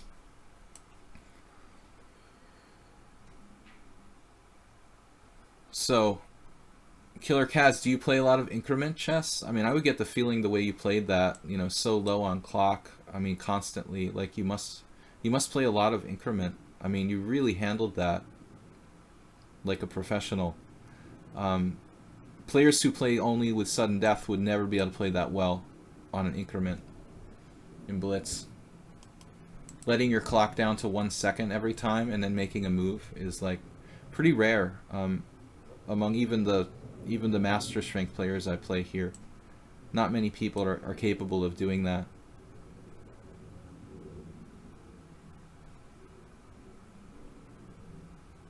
Most people freak out. You know, they don't know how to play. They don't know how to play with increment. They don't let their clock. They're afraid to let their clock go down to 1 second every move, and they're not taking enough time. For example, it's not that common.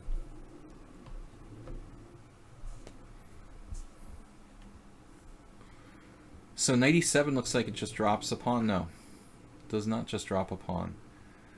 Weird. H3. This move might be costly for me. Knight takes f6, bishop takes f6, bishop takes b7, bishop takes h3. Unfortunately, I just don't have much. I don't ever remember seeing anyone do this before. Kind of rare. I mean, normally people just go like queen d7. Of course, he's playing with his knight on the wrong square. It's not supposed to be on f6 in this kind of setup usually. It's supposed to be on e7. So maybe I didn't do something right to take advantage of that.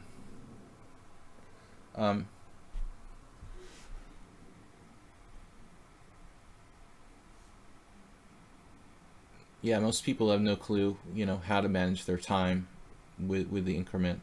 They'll just go into totally panic if they have less than 3 seconds or something.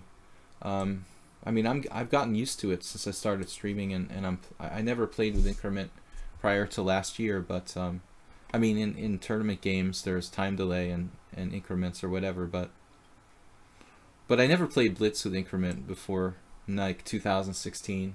A lot of people think that, oh, I must have always played with increment. I'm like, a slow Blitz player, but actually I always played sudden death.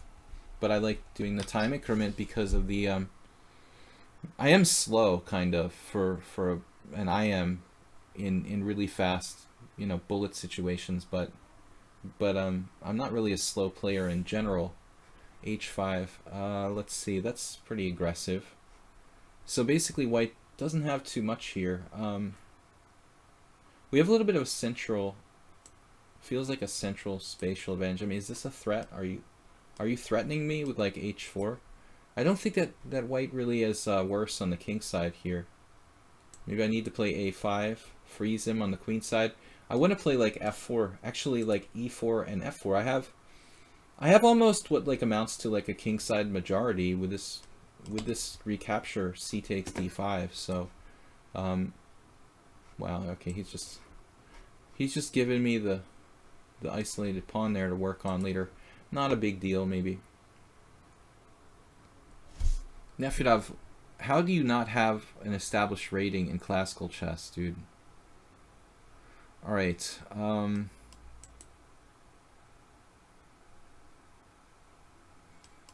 At some point, we're going to have to change the theme here and focus on the king side a little bit.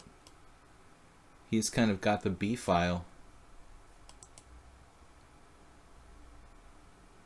But maybe F4 rather than E4 necessarily first. That's the question. Should I play F4 or E4? I don't see anything that great for me. It's gonna potentially open up his. I'll potentially open up his dark squared bishop on the long diagonal. I'm not sure if I like that. He's also playing very fast.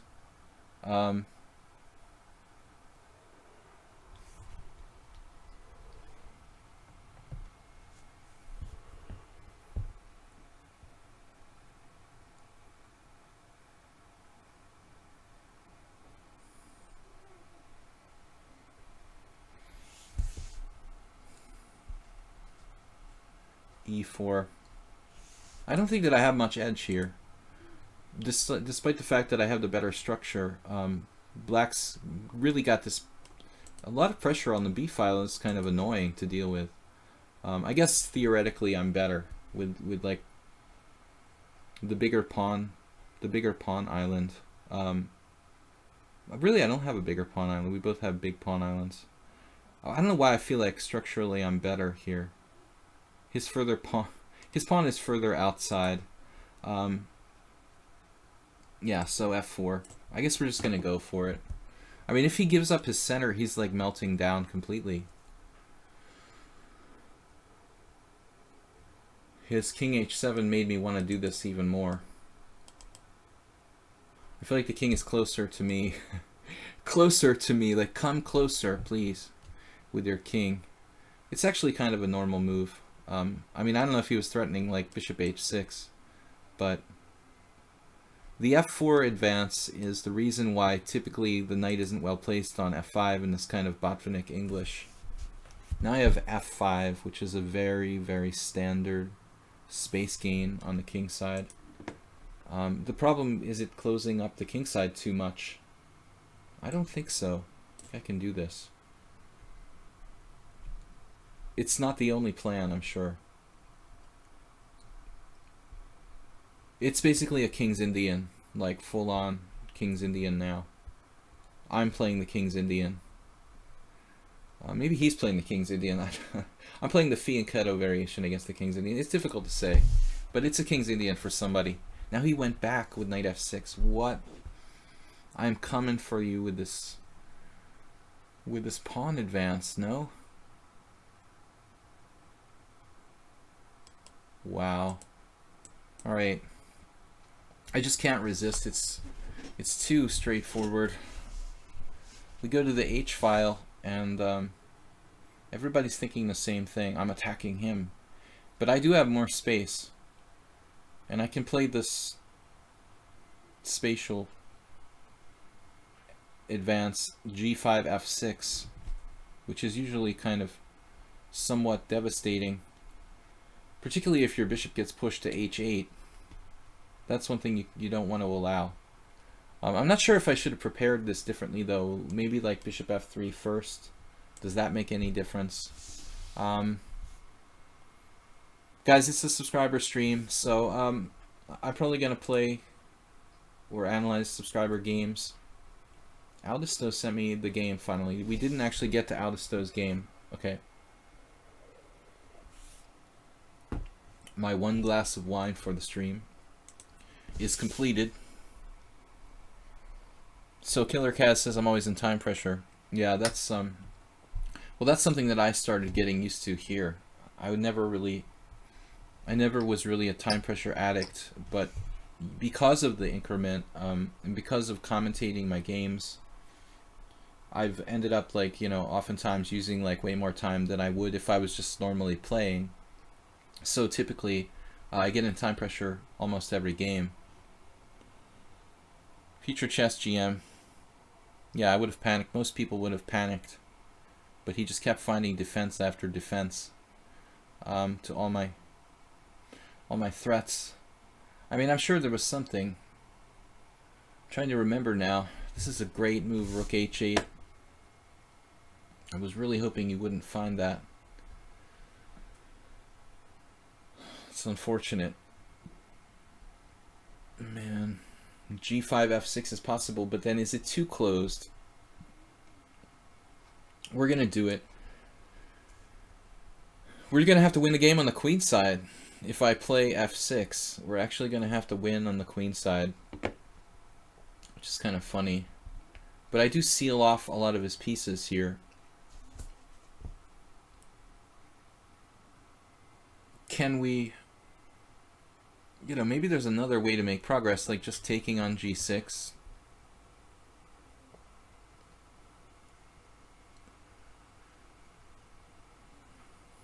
Taking on g6 isn't bad, and then rook on the 7th. But rook on the 7th, you know, alone isn't all that, doesn't seem all that deadly. So we're basically going to kill two of his pieces, the bishop on f8, rook on h8, and we seal him off. And that way we should be able to grind him down effectively on the other side of the board. I hope. But how to do this exactly? Well, we're going to use our time advantage as this knight is annoying. Yeah, it's coming in through b5. I wish that hadn't happened, but all right. What can I do? I mean, this really should be too much space. I can't do like bishop at h5 sacrifices because he just like goes to g8 and he'll protect with a rook on h5. I mean, otherwise this would be a really serious threat.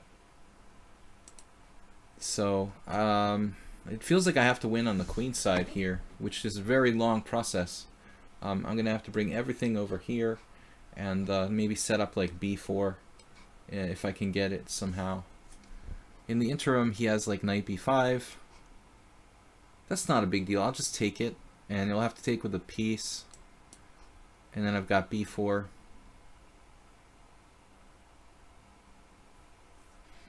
One thing though, if I do this b4 thing, it's a little tricky because if I take on c5, he has the new square for his bishop now. So that's the issue with that. We don't want to give him a square for his bishop, basically. Or if I just take on c5, I'm going to have to deal with that no matter what.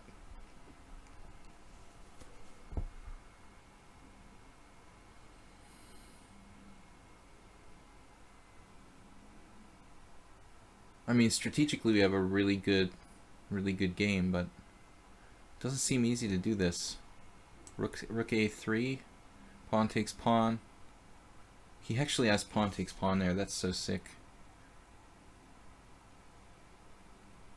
Rook a3, pawn takes pawn. I wanted to play like this and this, but he has pawn takes pawn. Hanging his queen and his rook simultaneously. How is that possible? If I take on b6, you take on c2, I take on c2, take on a3. I'm getting a rook and a queen, you're getting a queen and a rook. But your pieces are like frozen on the other side. It's super weird. Alright, let's just try it. Let's try it. The idea is this. With a 3-car pile up.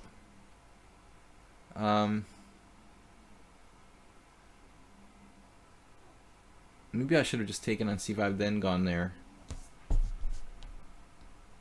Takes, takes, takes, takes, takes. Rook a2, and like bishop takes d3, rook takes a3, and he's up a pawn, but his pieces are frozen for the rest of their natural lives. It's sort of insane. I think that's not good for black. C takes b, bishop takes queen, rook takes rook, pawn takes rook, and then rook a2, bishop takes d3, rook takes a3, bishop e5. He's up a pawn with the pieces that will never ever play. It's insane.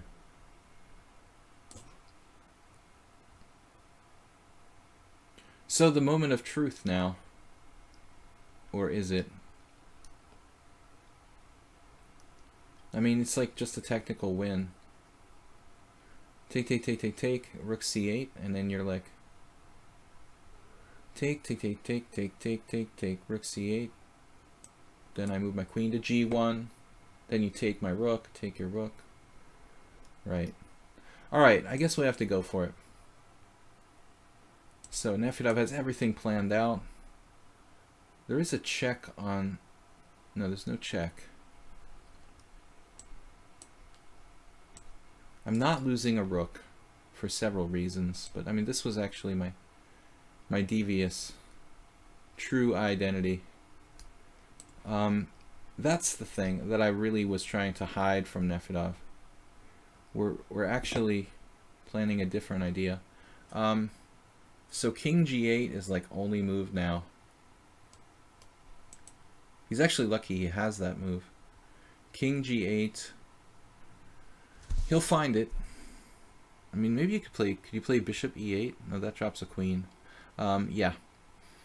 Queen, yeah, this is only move. King g8. Oh, I'm just taking and playing queen takes e5. He has an outside pawn, but I'd rather not. I mean, this should be winning for me somehow. Rook takes. The bishop ending makes me a little nervous because my bishop is so slow to get over there. Slow go. Queen takes e5.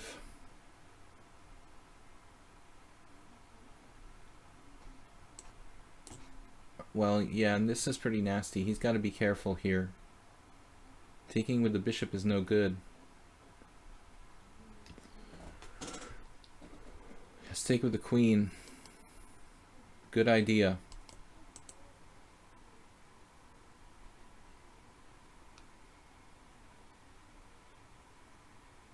How about like d4?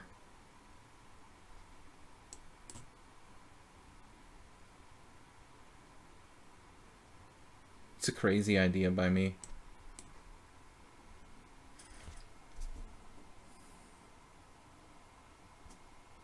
I'm just gonna go with this e6 idea. He's got d3 though. Maybe my attack is too slow. I can always play bishop f3 if I have to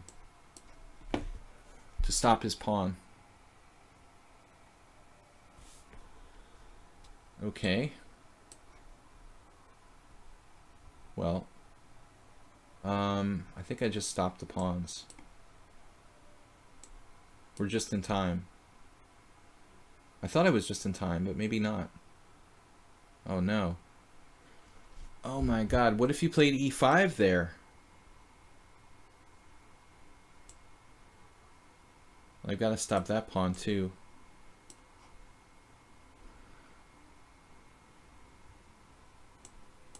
But what if he had played e5 one move earlier? Would it have saved the game?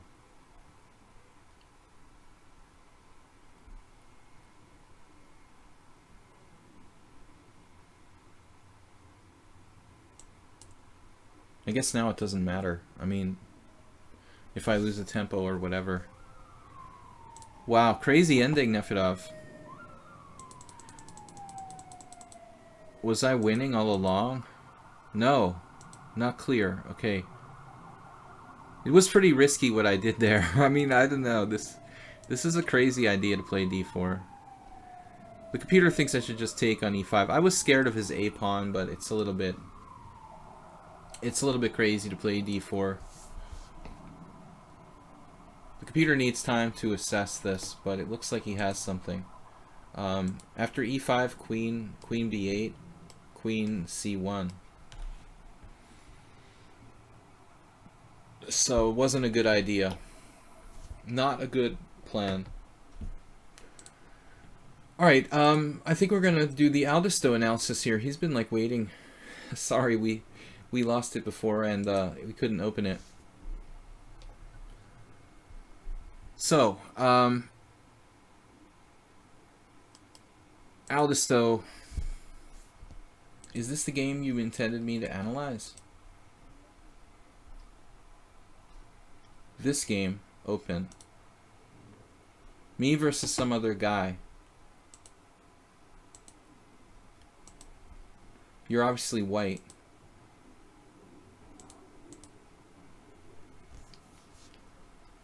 Chapter 4. Some other guy is playing. Is it me? Looks like something I would do with black lately. It could be Bashar Legrav or Wojtaszek or Rajabov. But we've had a lot of games with this. No. I don't do this very often. It's probably not me. Ava Player said, I suck at chess, please help me. More people use engines on chess.com than on lichess. Definitely. I mean, it's just too hard to report people on chess.com. They want it that way. Alright. So, bishop e3. Yeah, okay, this is like a very classical Botvinnik variation. You know, apparently the engine likes the crazy h4. I mean, I always thought like h4 was the kind of move that, you know, you do when you're playing the closed Sicilian and you're like, you know, able to castle queenside. But Aldisto might have done that in some games against me, even with the c4, e4 pawn structure. There is one crazy player who played h4. Larry Remlinger. Well, apparently he was still playing in 2011. This is like an older guy who got the IM title actually at a late age. So he played it.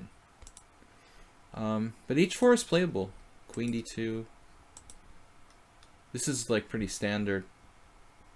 You know, personally, when I played black, I've got to be honest. I never really liked like sending the second knight through c6 because I feel like the knight on e7. I feel like the knight on e7 actually has a lot of important defensive functions. It performs, like, especially like holding up f5. So when I'm black, I normally don't always play this setup anyway, but when I did, more often in like the Sicilian, I would normally not necessarily follow with the other knight.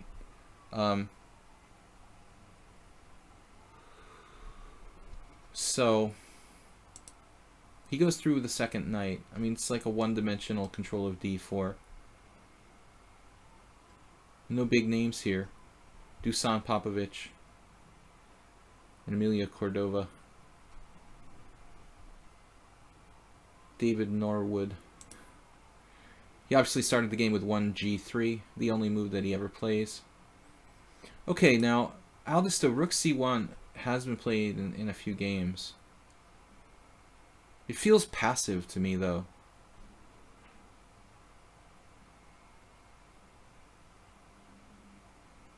Why do we have to play rook c1? It was played by 3 players.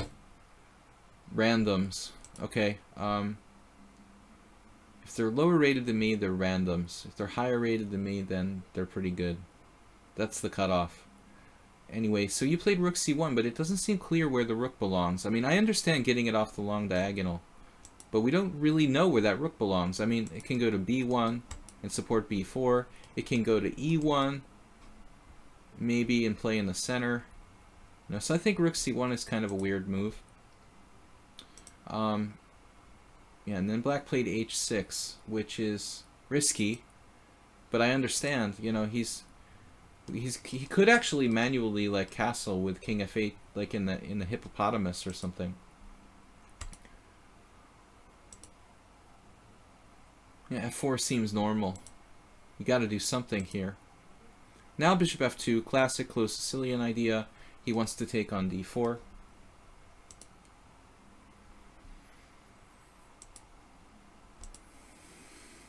No, this is normal. Okay, like it's equal. Approximately equal.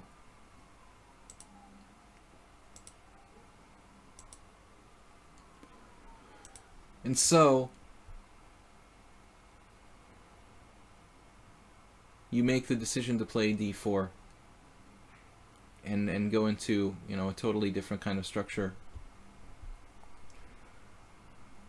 It's possible to just sit and do nothing. Maybe b3 is a solid waiting move.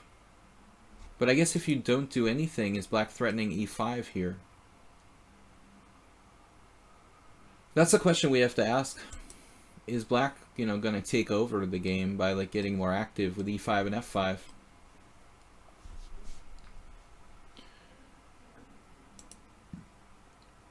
Okay, now this is really weird. He played e5. It's a strange move. Not good. The engine likes e5. I think it's a really weird move.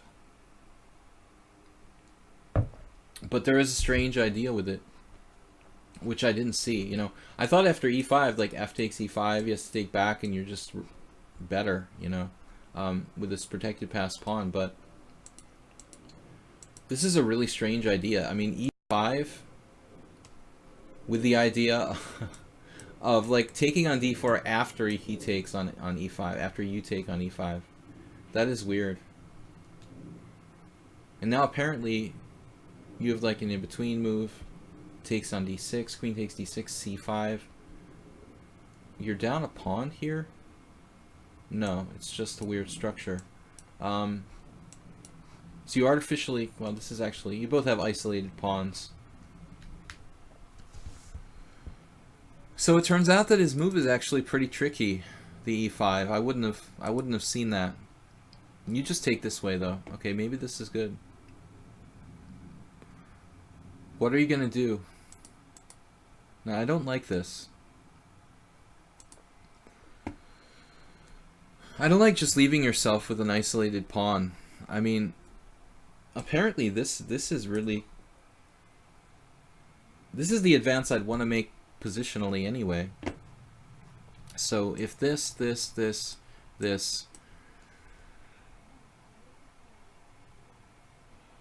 a little hard to see, but there's a justification. You always have the bishop d5 to cover the d file, and you just play bishop e3 and win the pawn on h6. So it looks like at the end of the day, I'm a little scared of rook d8, but you can stick the bishop there. This would require a lot of calculation, but you're kind of doing like a Botvinnik. Speaking of Botvinnik formation, this looks like a Botvinnik game.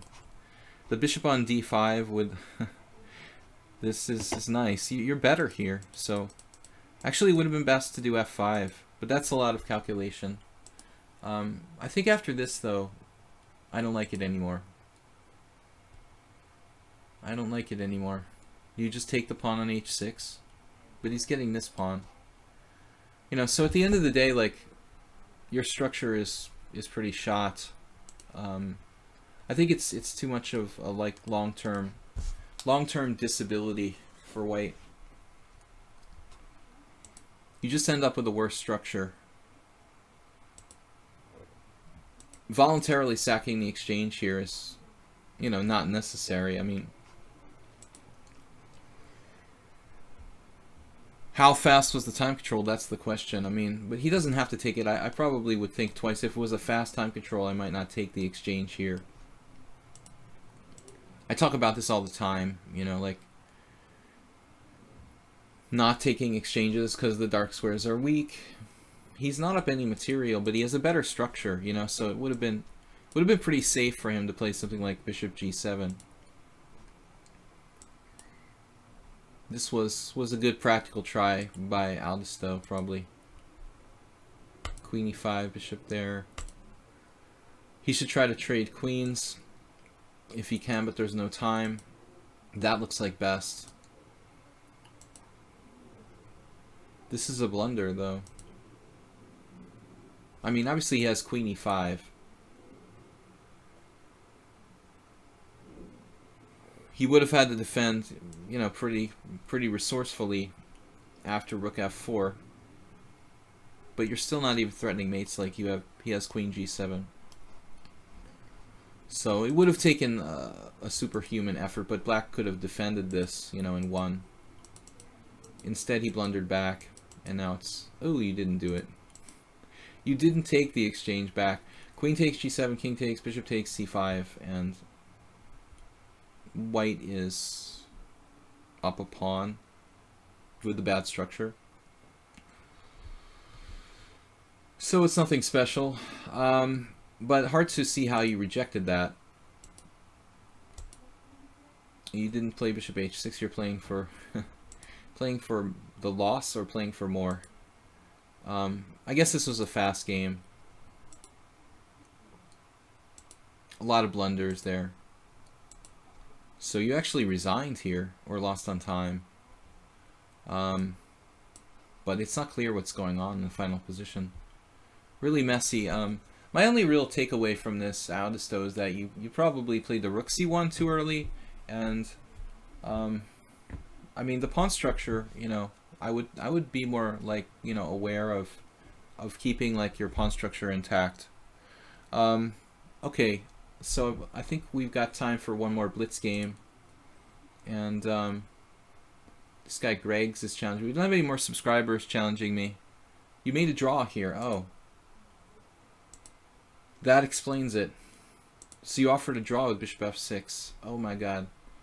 Well, you're down a pawn with a worse structure, but he's got some things to fear too. But I don't know. Like if black was a lower rated player, I could see him taking a draw here. But if he's a higher rated player, he should definitely like try. Also, it depends on the clock situation. Okay, let's play this guy Greg's one last game before I finish out the stream for today. To learn to play blindfold is probably a good exercise. If this is not a short game, we're going to close down the stream after this. Thanks for joining me here for the subscriber stream. I have played some other players. Greg's is, as far as I know, he's not a subscriber, but maybe he will be after this. So, English opening / Reti. I hope you guys enjoyed it. It was fun. I like looking over these games with you guys. It's fun to play Blitz, but honestly, I really enjoy analyzing. I don't get to do it enough. I'm busy doing the stream, teaching lessons, and you know, for me, this is almost like a chess club session. D6. I usually play bishop g5 out of sheer laziness. When I'm on autopilot, people play b5 against the English. Chess is a game where, in the mind, it's an important skill for calculation. Yeah, of course. But I think that playing blindfold could be really useful. Someone was asking me, could I play blindfold stream? I would have to practice. It would be fun, though. I haven't done it in years. I mean, I think I would be pretty weak to start with. The most I ever did was like a 5 or 6 board blindfold simul. I don't remember the results Most of the players were like A players, expert-ish, low 2000.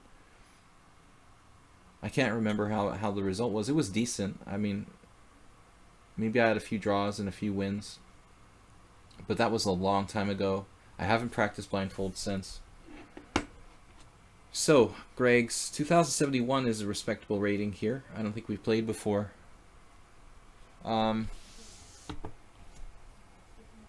Blindfold simul. I'll have to start with the one game and work my way up. But that's something I should think about very seriously. It would be entertaining and fun. I don't want to take Timur Garyev's place as the blindfold, the world blindfold master, but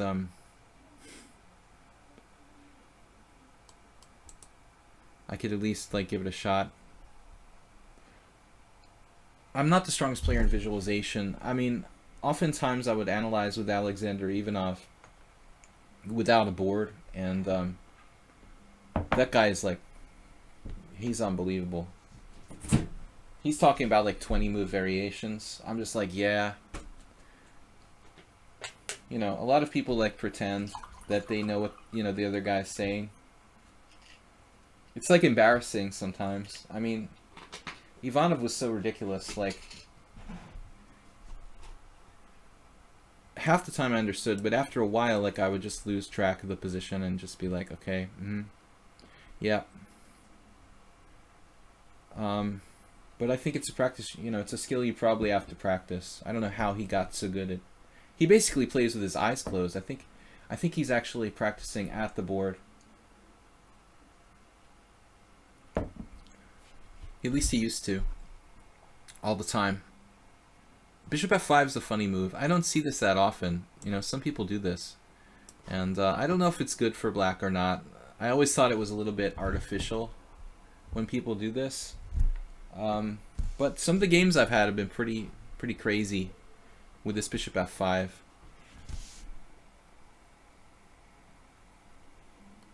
Hey GRSA. What's up, man? Yeah, like Chess Quack says, I think, yeah, Gareev had to like really work at that. I mean, it's not like he was born playing blindfold chess. That's not surprising, you know. But I'm wondering, like in Ivanov's case, like I don't think I ever saw him doing a blindfold simul, but you know, he literally like closes his eyes and analyzes like in his head like half the game at the tournament over the board. Usually I play h4 in these lines and try to go crazy. It's also possible to not play h4, obviously, but it's more fun this way. You were chess training. It's all right, man. We're done basically, though. I'm sorry, GRSA. I can't take your challenge because we're on the last challenge now. Tomorrow morning I'll be back, and 10 a.m. CEST. I've been saying Central European time, which is incorrect. We are still in summertime here. It seems really weird to say that. So Zen Chess was confused, and I admit it's my fault. I've been like putting CET, and it's not CET yet. CET is an hour earlier than here. We are Central European summertime, so I will make sure to make that clear. I think chess training is a general thing, you know. This is chess training for some of us.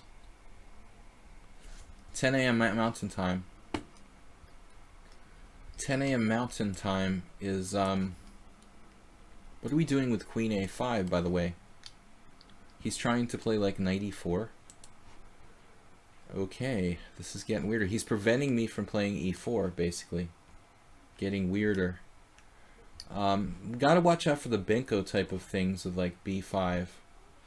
I can always play A4, A6, Rook A3.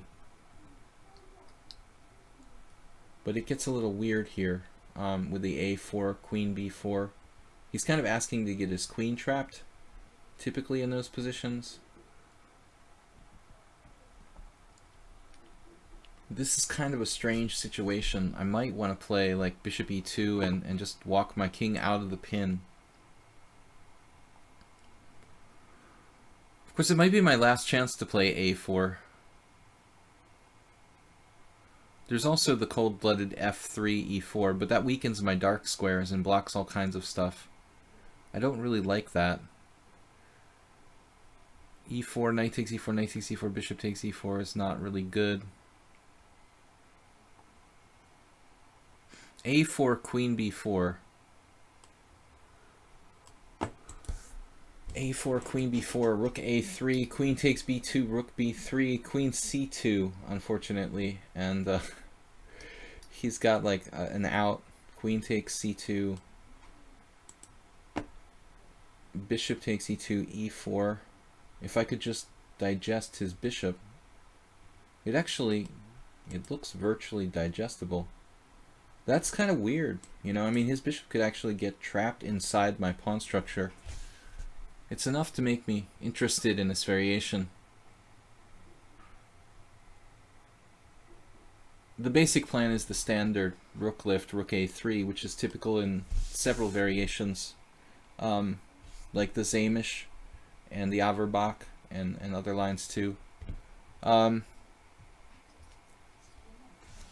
Chess Quack, Feingold was 2,600 US.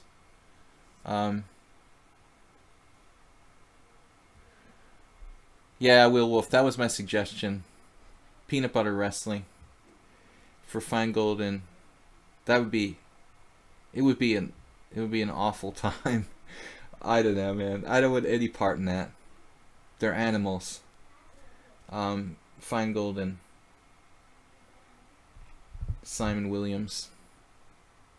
Funny, when I met Simon Williams, he was just a kid. I mean, he was like a teenager when I played him. So it's weird.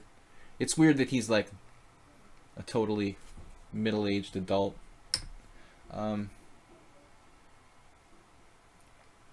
Bishop g6. All right. I mean, that's a tempo that, you know, I can use probably. So we're going rook a3.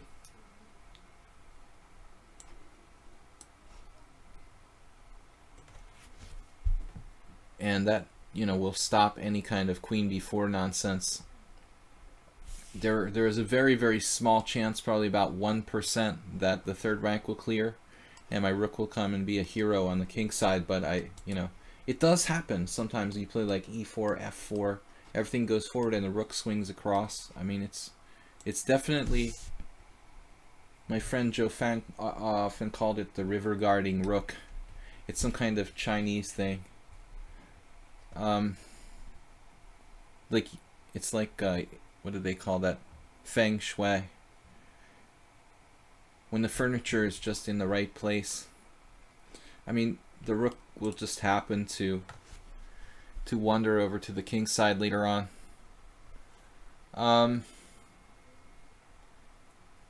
Yeah, there's apparently this match between those chess maniacs. Rook a3. But don't leave until this game is done. Guys, thank you for subscribing. I want to say that to everybody. I really appreciate it. Even if you don't subscribe, thanks for watching the stream. Check out my YouTube channel where I upload these videos and have other cool stuff. Collected souls and things like that. Over on my YouTube channel, Video Chess Training on YouTube. Just stealing a line from Dmitry Reinderman. Okay, knight b6 is an awkward square for the knight. I always hate like putting knights on knight 3 in the old sense, calling it knight 3. He's not really threatening anything with that move, and it gets in the way of his queen. And I think his queen is just about done here. Knight b3. But he's got tactics. Unfortunately, knight b3, queen b4. Yeah, he's on the c4 pawn, so I don't have knight b3. I don't have knight b3, queen b4, a5, knight takes c4. rook a4 because of knight takes b2. Not to mention probably other tactics, but that's nasty. Knight b3, queen b4, a5, knight takes c4, rook a4, knight takes b2. Should be okay for him. So, well, he's not threatening anything. I guess I should just develop my pieces here with bishop e2. And we can do an escape plan with like king f1, and we're getting off the pin, out of the pin, and artificially castling by hand, like Luke Van Wely against Magnus Carlsen last year in the Grunfeld when he should have beat the Magnus. He ended up lost. Instead of knight b6, knight to queen, knight 3. I like it. It's so much forever. Yeah, the knight to queen, knight 3. I like the old notation. But black's pieces, they're maybe, I mean, they're kind of coordinating, but it's not quite enough. Not quite enough to be really good. Okay, now this move, well, I mean, he doesn't really have any threats. I mean, bishop takes c3 I could take with the b-pawn, and it looks like a really good Leningrad Nimzo for white. And we have other good stuff, like bishop h5 is starting to look interesting. But still, not so easy. I could play f4, that's a little mental. Can I trap his queen? No, I still can't trap his queen. That's really pissing me off. Well, anyway, we'll just play king f1. Is he going to do f5, f4 for real? That's pretty crazy. Alright, I'm walking out of here. I play f4 if I have to. You know, if you're going to play f5 or something, I'll think about it. I guess castling is sort of dumb. I mean, my rook's on the h file. I'm playing this. I mean, you're asking me to play f4? I don't mind f4. I mean, my king is okay. My king is a little bit scary, but I could even take with the bishop. Larry Christensen. See what I'm talking about, guys? With that rook? That rook could be the bringer of death. The rook is not a joke here. Bishop somewhere. There's bishop d3 check. Yeah, I had a game similar to this recently.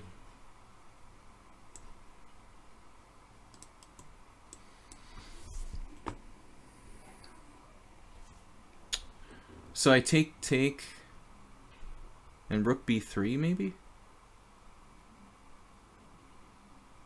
Oh, he had to go there. That's not good. That is bad news.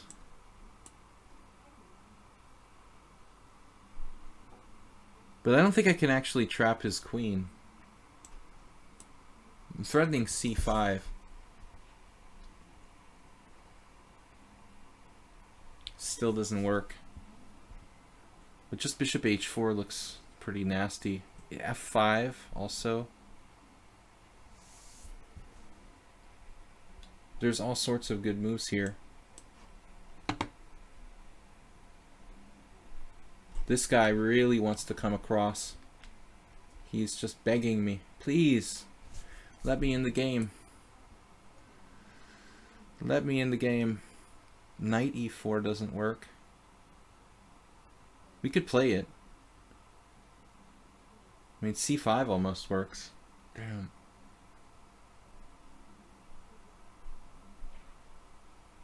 This is such a strong position for white.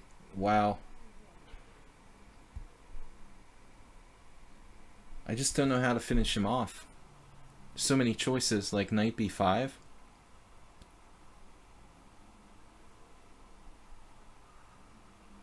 It looks like a really strong position, but I probably had better than knight b5.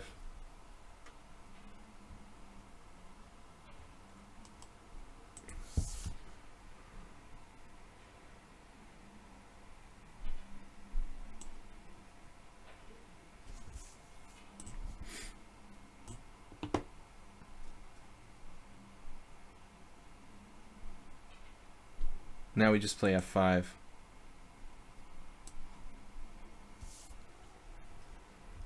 Well, he kind of...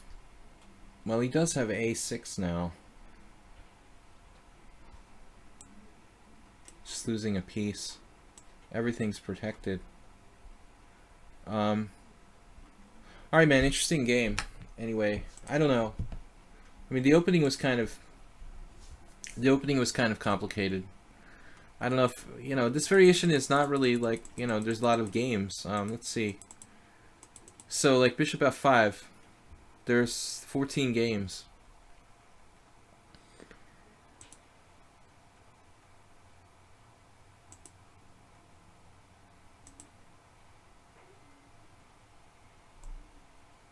Willam Paschall. He was a strong player. One of my teammates currently. Yeah, this looks really good.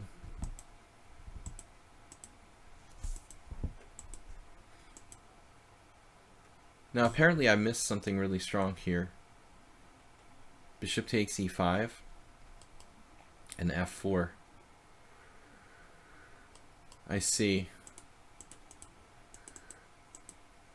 Yeah, he blundered bishop d4. I mean, he can't go there.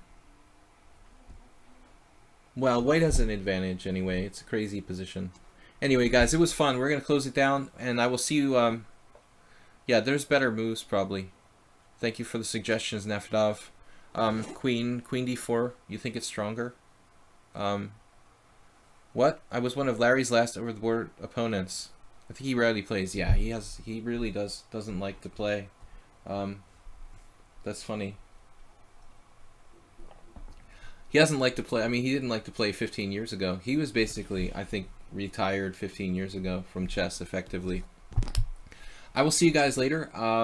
And tomorrow morning, 10 a.m. Central European Summer Time, or CEST. Cormoran. I'm not still really... Well, I mean, I play poker, but I'm not playing full-time. I just play with, like, friends and occasionally go to a tournament. I was playing mostly Hold'em. Anyway, tournaments and sit and goes. Not much cash. So, guys, I will see you later. 10 a.m. tomorrow, Blitz and Classical Chess here on... Blitz and Classical Chess here on lichess. I wanted to say YouTube. My YouTube channel, Video Chess Training on YouTube. And check out the videos there. Subscribe and share videos with your friends. I will see you guys later. Thanks for watching. And bye.